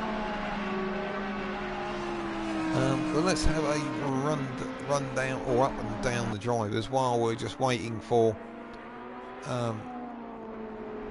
Banff to make a move on Marge, because he's got the gap down to 2.3 seconds, so we'll take the risk of hopping away for a few moments. We'll start with Crumbo Zoe, currently in 13th, relatively new driver to Race Club. Still getting their eye in on the racing, but is certainly getting some track time under her wheels tonight. And just as I say that, that is exactly what we were describing about Murder Curb. You take too much of a chunk out of that last right-hander of the lap, and it fires you right across the track. And of course, once your wheels are in the air, they're not making any grip, and before you know it, you're heading for the gravel trap and then possibly the wall on the outside. So she did a stunning job there to keep hold of that. Unfortunately, seemed to have quite a number of pit visits to try and sort out that stop and go penalty, and just there, I think that is Donardi coming through on her there. But she's got that cleared now. So with this being a triple pointer tonight, she will pick up some good points. Now, Photo Pig, I think, was one of our first visitors to the pits. Had seemed to have quite a long time in the pits for repairs. So I don't know exactly what had happened there. He appears to have picked up quite significant damage. But he's out there and still going. In their 12th place at the moment. Little way ahead of Crumbo Zoe, but, you know, one more adventure through the pit lane and Crumbo Zoe will be on to Photo Pig. We'll skip over Banff because we were already with him earlier on his battle to chase Marge, who is there in 10th. Who I think is possibly a little bit frustrated tonight, not showing the pace that I would normally expect to do, and just as I say that, gets it a little bit wrong through the S's, and Banff is down the inside, so that's Banff up to 10th and Marge down to 11th. So in front of Banff though is Bazix, who's gone to the pits again. So whether they've had a little bit of an adventure or not, I'm not sure. But unfortunately, I'd love to say we got Ben on comms tonight, but he's back out of the pits again. But that's the second visit to the pits in a couple of laps there. So that has dropped Bazix down behind Randy Flanchpants, who is currently running there in 8th. I think it was up to around about 7th or 6th earlier in the race. Due to a few people that have dropped down but have now got back in front of him. Oh, and Rusty GT's gone for the pits, so that is going to mean... so Rusty GT was going for a 2-stopper with 40 minutes to go. That would be the ideal 3-session split for a 2-stopper, but I think that's going to drop Rusty least behind Chris V Dub, which has happened already, and possibly even Randy Flanchpants. So Randy is just heading back down the hill now, so I'm just trying to keep an eye on when Rusty GT is going to be rolling down the pit lane. It doesn't look quite yet. I think this is going to bring these two racers quite close.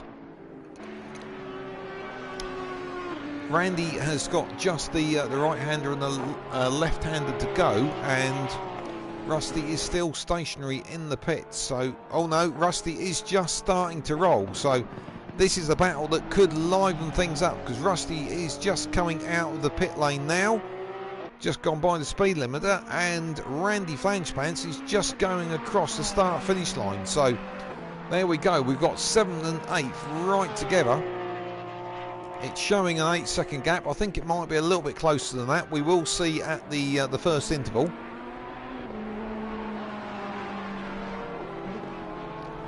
So we'll just let them get round to that, and then we'll move up to 7th place, which is Rusty GT. So as they go across the first interval, there, as I said, the gap's down to 4 seconds, so I think that's one we definitely need to keep an eye on. So Rusty GT's had a relatively quiet race, was hanging on to that leading pack earlier on, but has, I think, was one of the earlier pitters. I may be wrong on that. Obviously there's 13 drivers on the track, and I'm trying to remember off the top of my head what's actually happened. And then we've got Chris V Dub, who's Randy Flangepants' teammate, who's just going a little bit deep there at turn 1, but gets away with it. So he was in a battle, I've just got to remind myself, with, I think, let's have a quick look.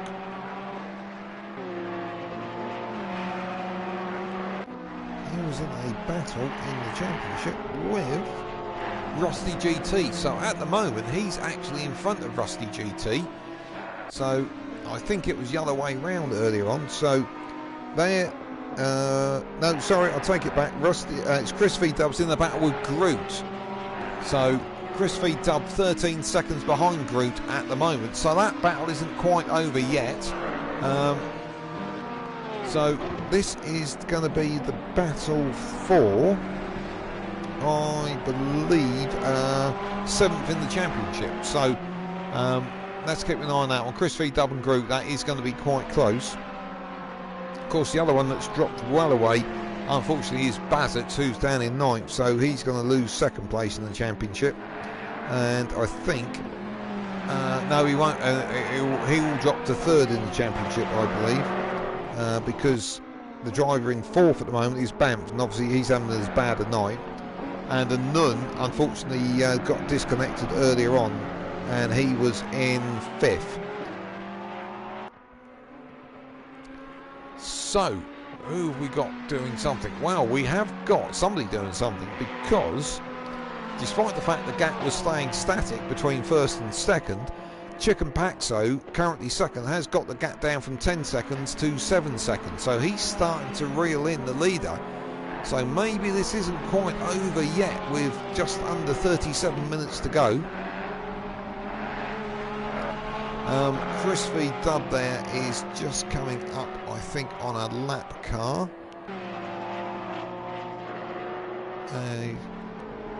No, as I looked away, obviously I was paying attention to the championship points I was looking at in my paperwork. Chris V Dub has actually got in front. No, Chris V Dub was in front of Rusty GT. I take it back.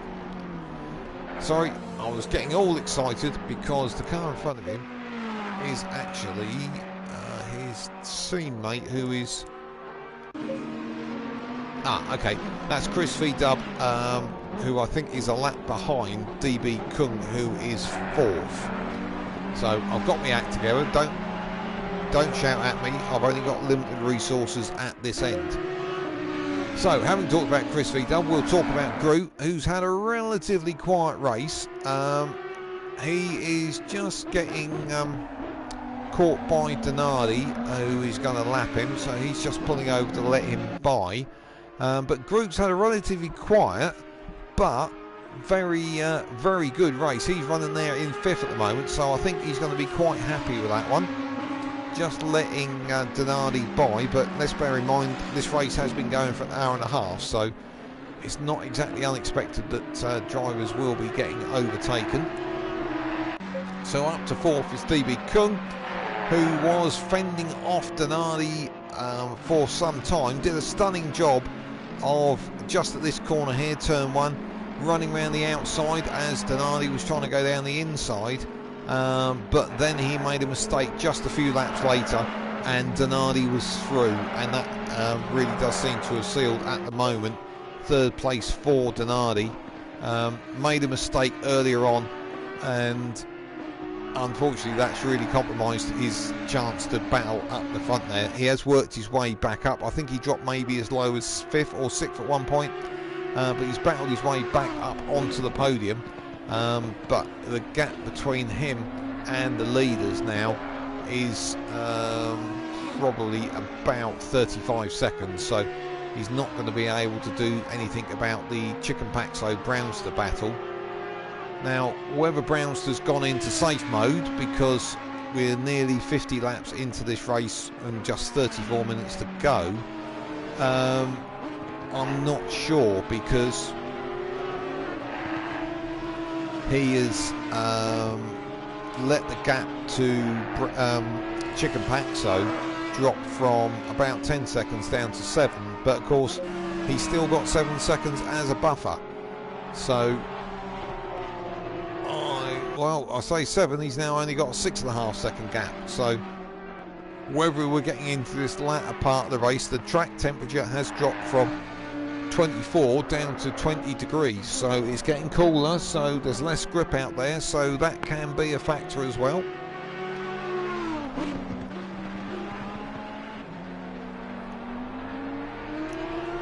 But other than that, we haven't really got anything that's massively developing as a battle at the moment, because everyone's very neatly spread out. But the great thing to see, as we're coming up to just half an hour to go, is that everybody bar and none who I think had connection issues is still out there and giving it a go, which is what we like to see.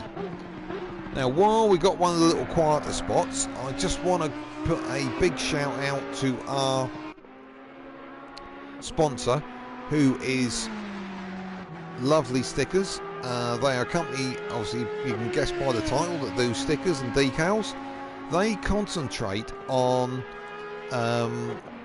decal kits for some of the top end steering wheels, the Logitechs, the Fanatechs, the CSLs and so on, and they are very kindly providing prizes for the top 3 drivers in this championship to have decals for their steering wheels. So regardless of what sort of setup they've got, they will provide them with a specific decal set, so they can show off that they are a race club champion. So we're really appreciative of that. So if you want to find out more about Lovely Stickers, do the old search on on Facebook, and they will come up, and click the like, and they will be very much appreciative of it, as will we at Race Club.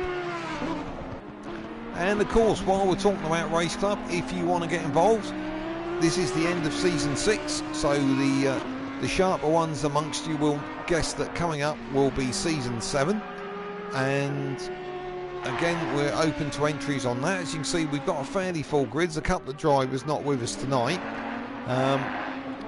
but if you want to come and get involved, that will be very much welcomed. Join the Facebook group, say you want to get involved and join. We'll get you into the driver chat, and we will hopefully see you on track for next season. So we have got a little development further down, that Photopig has gone for the pits again. So I'm just going to see where Crumbo Zoe is. Well, oh, I think Photopig is rolling again. So I was hoping maybe that Crumbo Zoe was going to be able to catch up with Photopig there, but it doesn't look like that's the case. I don't think we've got any late pit stoppers. Bazix, which is one of the ones we expected, and I think Rusty GT had done a later pit stop because he decided to go for the 2-stop strategy every 40 minutes. So apart from this battle for the lead, I don't think we have got something going on. We've got Bazux on the back of Randy Flangepants. I knew Bazux was coming, but I didn't realise he was going to catch quite that quickly. So yes, we do have some action. And of course, back from Bazux is Bam, so he'll be the next one along. But I think he's quite a way back. So Bazux trying to recover. They had at least one extra pit stop, maybe two.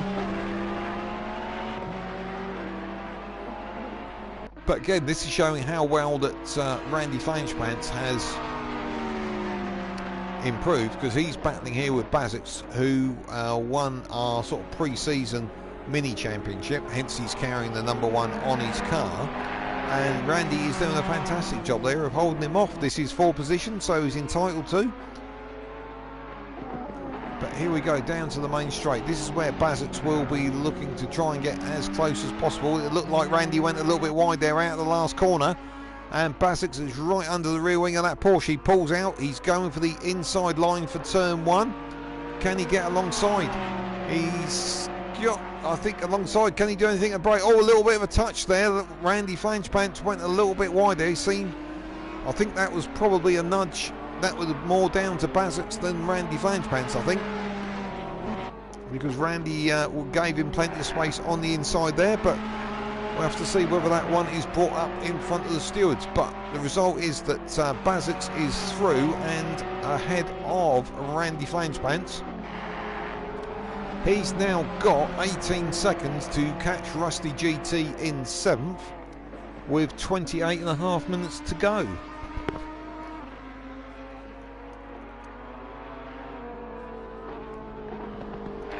So we've got a little bit of YouTube chat coming in, I can see.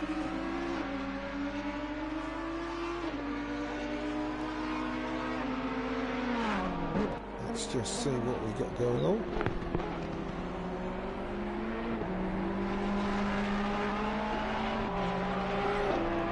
Yeah, Silverstone Racing, who is Brave Corporal, is mentioning it is an Audi 123. Well, that's how they qualified, and yep, that has been reflected in the race pace as well. This very much seems to be an Audi track. So it's interesting, the choice, particularly for the majority, seems to have been either the Audi or the Ferraris. And see, we've got 4 Audis and 6 Ferraris on the grid, so it is very much the weapon of choice.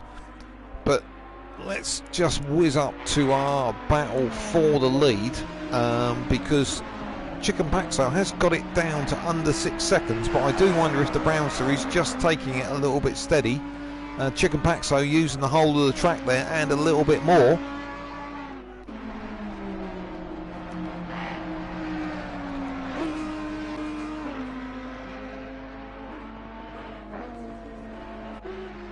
Okay, have we got anything more developing? We know Bazux is likely to catch Rusty GT, but not at a rapid rate, and with a rough guesstimate of about 14 to 15 laps to go.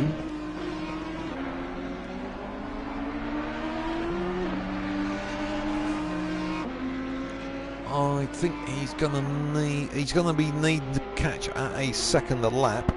So that's Chicken Paxo flying through there. He's overtaking, I think that was possibly Groot, was it? No, I think that was Rusty GT. So he's just coming through. I think that's put him just 2 laps back now.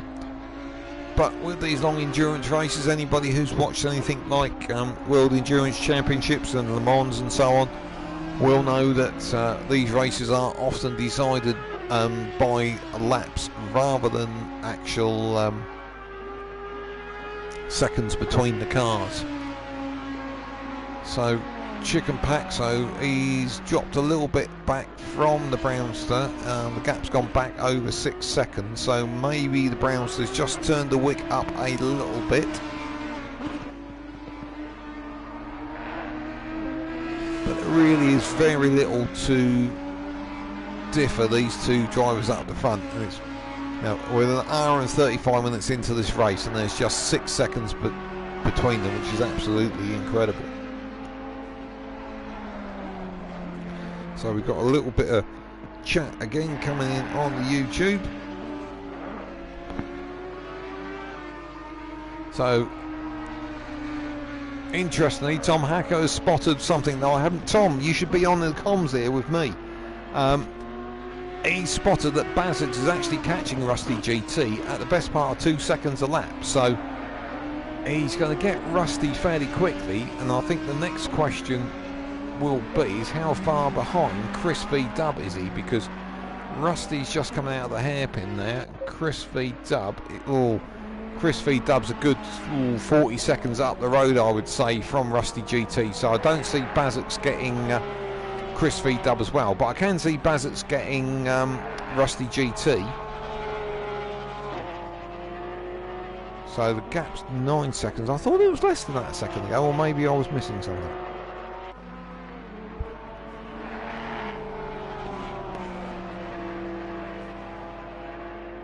So Brave Corporal coming in on the YouTube chat. Yeah, majority of the race is Ferraris. It is, and they have been strong at other circuits. And I think the general discussion is that it's a good all-rounder car, but not necessarily the strongest on some of the tracks. Yeah, Tom Hacker, it was 8 seconds. It's gone up to 9 now. It's back down under 9 seconds. So maybe Rusty just made a little mistake there, and that actually brought the gap down a little bit. Well, let's just see as they go through the next split, which is any second now. They should come through. Oh no, I was looking at the wrong car. So there's Rusty GT. Will we see Bazix in the background? No, we won't. There's a little bit too much of a gap there. So let's just see how. Oh, the gap's staying a bit stable now, Tom. I don't think Bazix is catching anywhere near as quick as we originally thought, because that's been 9 seconds now for a couple of laps. So Rusty GT does seem to have got the measure of Bazix, and Bazix, as mentioned on the Ferrari by the loss of thought, train of thought there, we will have to skip that one because I was trying to answer a question in my head. Silverstone Sim Racing, Brave Corporal, do we have a drivers or team championship yet? Not clearly, no. It can change. This race is the decider, but as it stands at the moment, Chicken Paxo, who is leading the championship, is going to win the championship. On the the teams one, I will have to. You'll have to bear with me on that one because I am not 100% sure at the moment, because I will have to remind myself how the points are worked out for that one. So just bear with me because I am just going to find the points that were. Not that one, not that one. Bear with me, callers.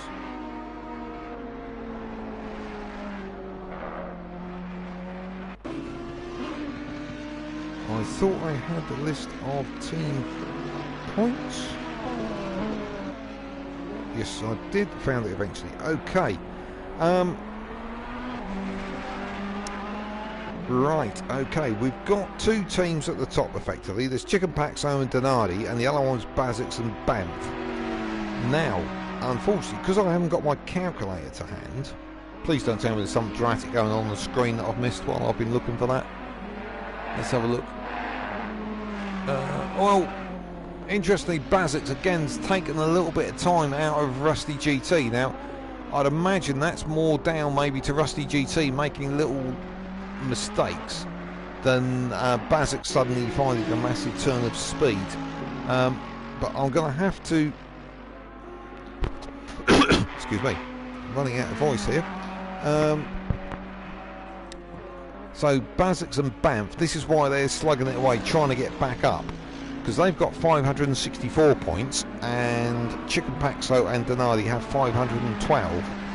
So I think this is going to be really tight because we've got the drivers in second and third, but they are going to have 6, 12, 18, 24, 30 points roughly each more than the other two drivers. It's going to be really tight because there is 52 points between them at the moment. I think that is possibly going to fall to Chicken Paxo and Donardi, who is Team Zug Beer, who currently second, because they are going to overhaul, I believe, Banff and Basix, who are the feisty fezzers. Third place is DB Kung and Rusty GT. I think they're safe because their nearest rival is a Nun and Groot, and unfortunately Nun has dropped out, so he won't score any points tonight.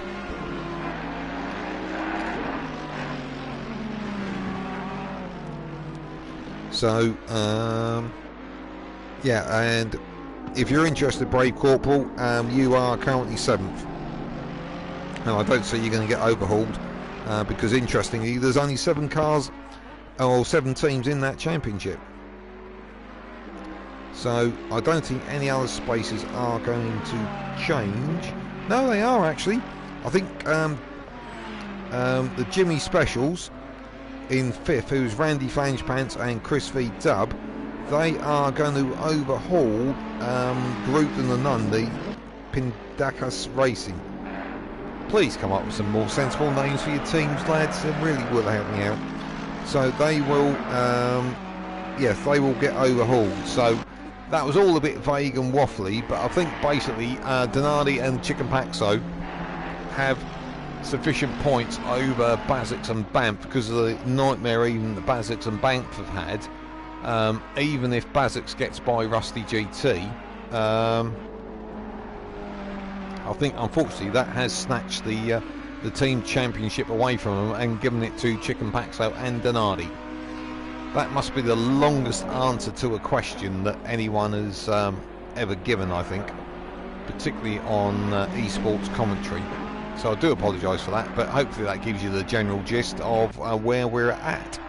So Chicken Paxo for individual championship and Chicken Paxo and Donardi for the teams championship, I think. But don't quote me on that because I'm sort of making it up as I go along. So a bit more chat coming in the YouTubery world. Let's have a look, see what we've got.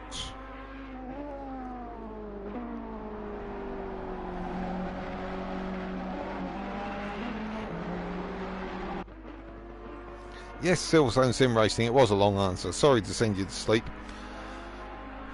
But I've been going at this now for 1 hour and 43 minutes and 5 seconds, not that I'm counting, plus qualifying, plus the bit in between. So I had to really dive through Facebook to find the grids because nobody has ever asked me about the Teams Championship before. So I thought, I won't bother having that at the hand because no one will ask about it. And of course, she then went and asked about it. So while we've been watching Rusty GT working his way round, let's hop to Basix, who is the one that is hunting him down. The battle at the front between Chicken Paxo and Brownster, the gap between first and second there does seem to have settled out at around about 6.5 seconds. So whether Brownster was just taking it easy for a few laps, I do not know, but that has eased him away from or kept him at that gap. I shouldn't say eased away. The gap between Brownster and Chicken Paxo has kept that around about 6.5 seconds. But oh, we've got Banff in the pits yet again. I think Banff and Crumbo Zoe are battling each other for most trips to the pit lane tonight, and actually I think this will confirm that Chicken Paxo and Donardi will win the teams championship. So hopefully that for you, Brave Corporal, that gives you a briefer answer, but I think that has rather solved it. We've just 1/4 hour to go. It is finished that one off because Banff is now going to be way behind Marge Don't think I'm going to drop behind Photo Pig. So let's have a look at the battle at the front. Can Chicken Paxo do anything about the Browns to the gap now? He's still 6.5 seconds-ish. So Bazek still seems to be taking occasional lumps out of Rusty GT. Bazek's currently in 8th there in the gold Ferrari. Rusty GT a little way up the road in the blue Ferrari. Gap still around about that 3 seconds. Just quarter of an hour to go, so only about 8 laps, maybe 9 to sort this one out.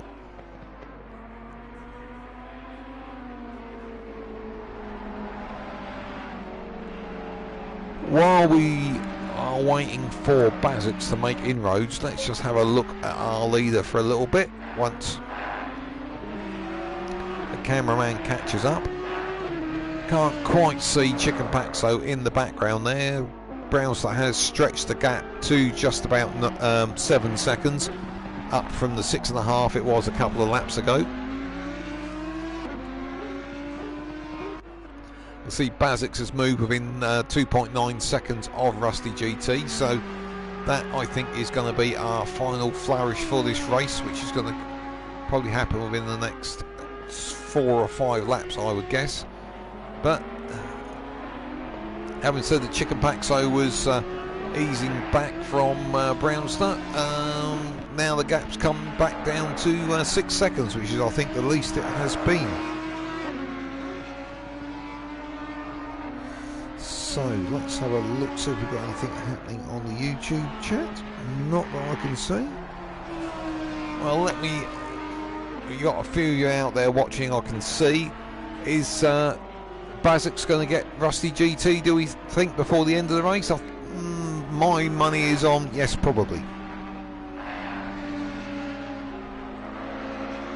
But when I make statements like that, they tend to be proved wrong fairly quickly, very much like Murray Walker. And talking of that, going back to Bazek's in 8th. Oh, and it looked like Rusty GT running a bit wide there. That gap is definitely coming down.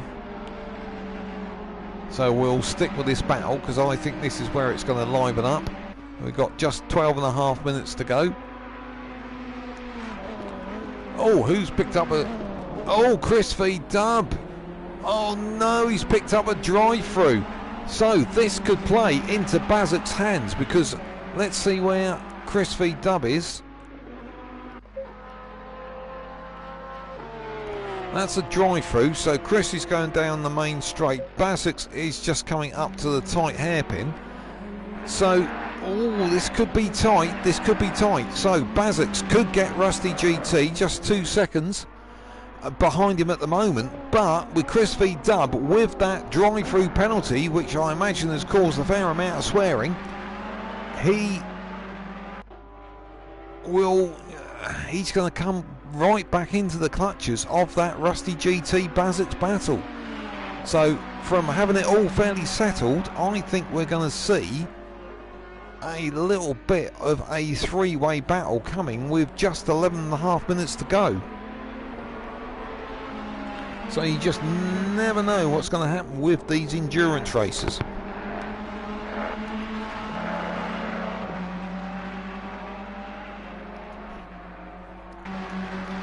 If anybody out there in YouTube world has got a good remedy for a sore throat caused by talking solidly for 2.5 hours non-stop, I would be pleased to hear from you, particularly if it involves alcohol.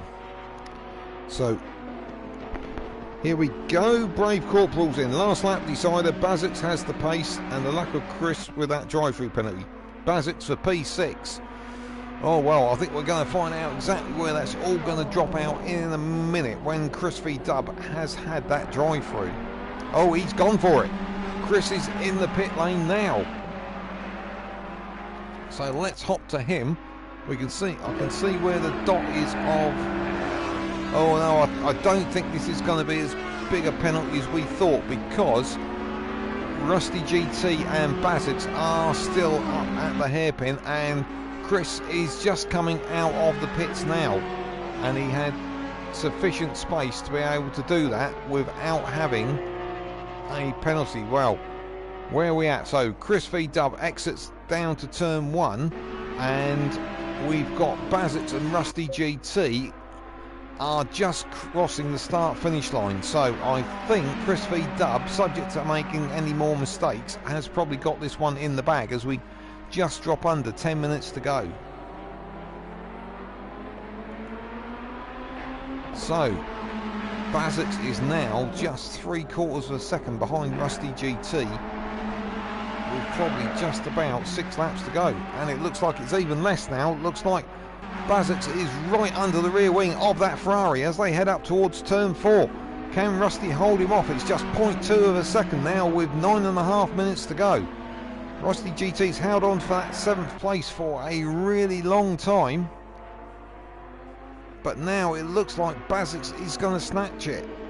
Can he find a way by that? Turn 1 is usually the preferred area for an overtake, but can Bazix force Rusty GT into a mistake there?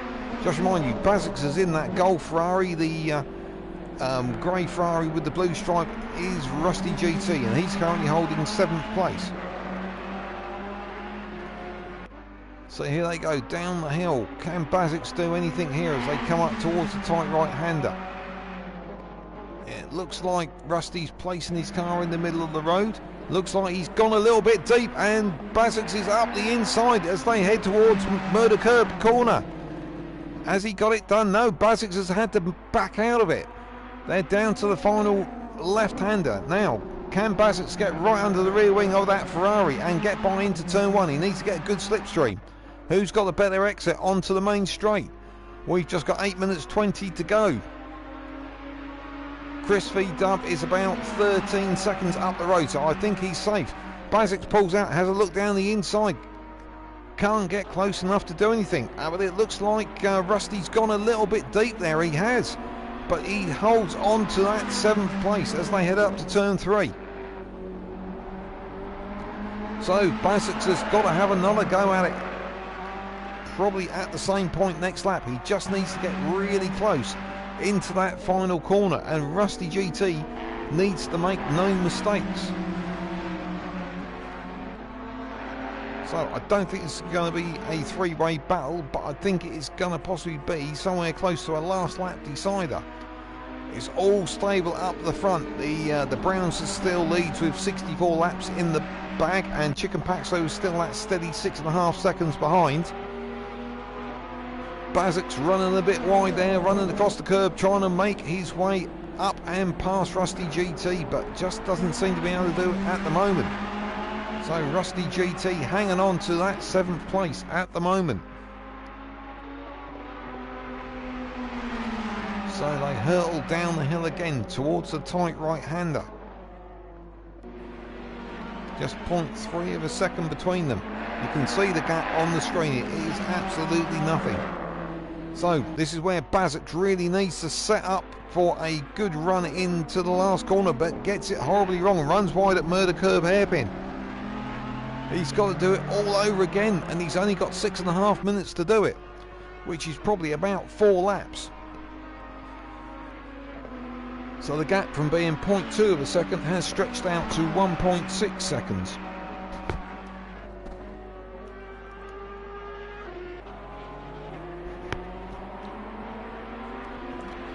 So everybody else, position-wise, is fairly spread out from each other. There is nothing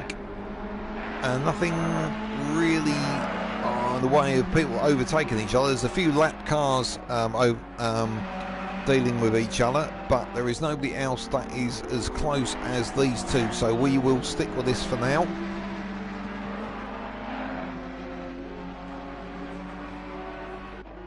So Bazix has quickly wound that gap back down already to 1.3 seconds. So I think it's going to take him a couple of laps to get back onto the rear bumper of Rusty GT. So maybe that little mistake by Bazix is enough to give Rusty GT a let off, and he will be able to hang on to that 7th place.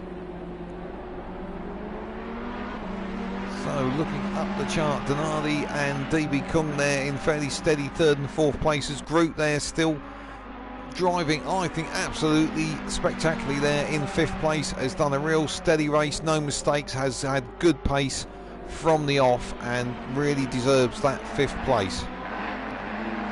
Chris V Dub just made that mistake on track limits towards the end, but I thought he was far enough up the road not to be concerned by these two, but he was 13 seconds in front after the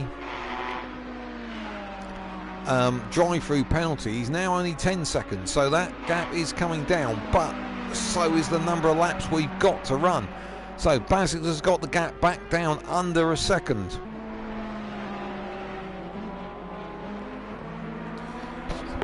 So Brave Corporal is saying, come on Basic's reigning champion, send it. Well, unfortunately he didn't even get a chance to send it. He never even put the stamp on it last time, so let's see if he can pull it together. He seems to be able to get under the rear wing of that Ferrari in front, and he's got the gap down to half a second with what I think is probably about 3 laps to go.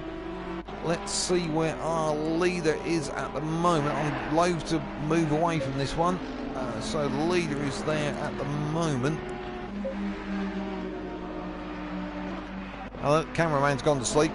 So Basics is now right back on Rusty GT, and I think we have got we may have 3 laps left, I think, because I think the Brownster is just about to go across the start-finish line as Basics is hounding, and I'll use that word I think quite accurately, Rusty GT as they go down to the tight right-hander.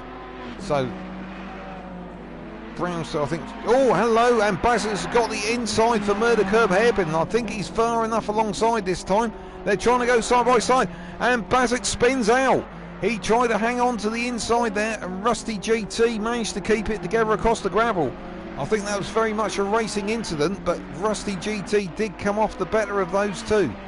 So I think that has settled our race there for tonight. I don't think Basics is in any danger from other drivers.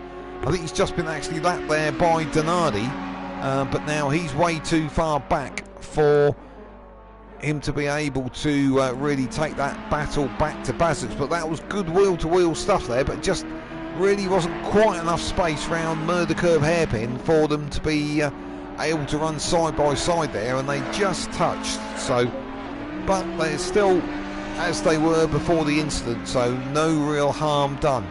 So I'm just hopping to the Brownster and doing my basic fag packet calculations, just trying to see what gap there is back to Chicken Pack. So yeah, it's still at 6.5 seconds. So I don't see, unless Brownster's maybe run out of fuel or anything like that.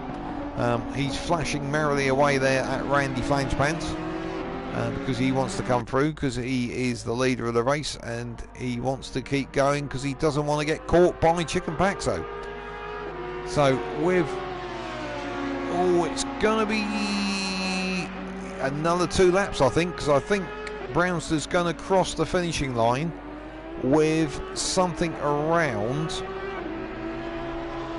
1 minute, or sorry, with about 10 seconds to go, and with Chicken Paxo so close behind, he can't even back off and save the problem of doing another lap. So this is where we find out whether the drivers have done enough in the way of fuel to make sure they get to the end, because they may have not allowed for that extra lap of the Brownster. So Basics is caught back up to 4 seconds behind Rusty GT, but I think that's a big ask with just effectively a lap and a half to go.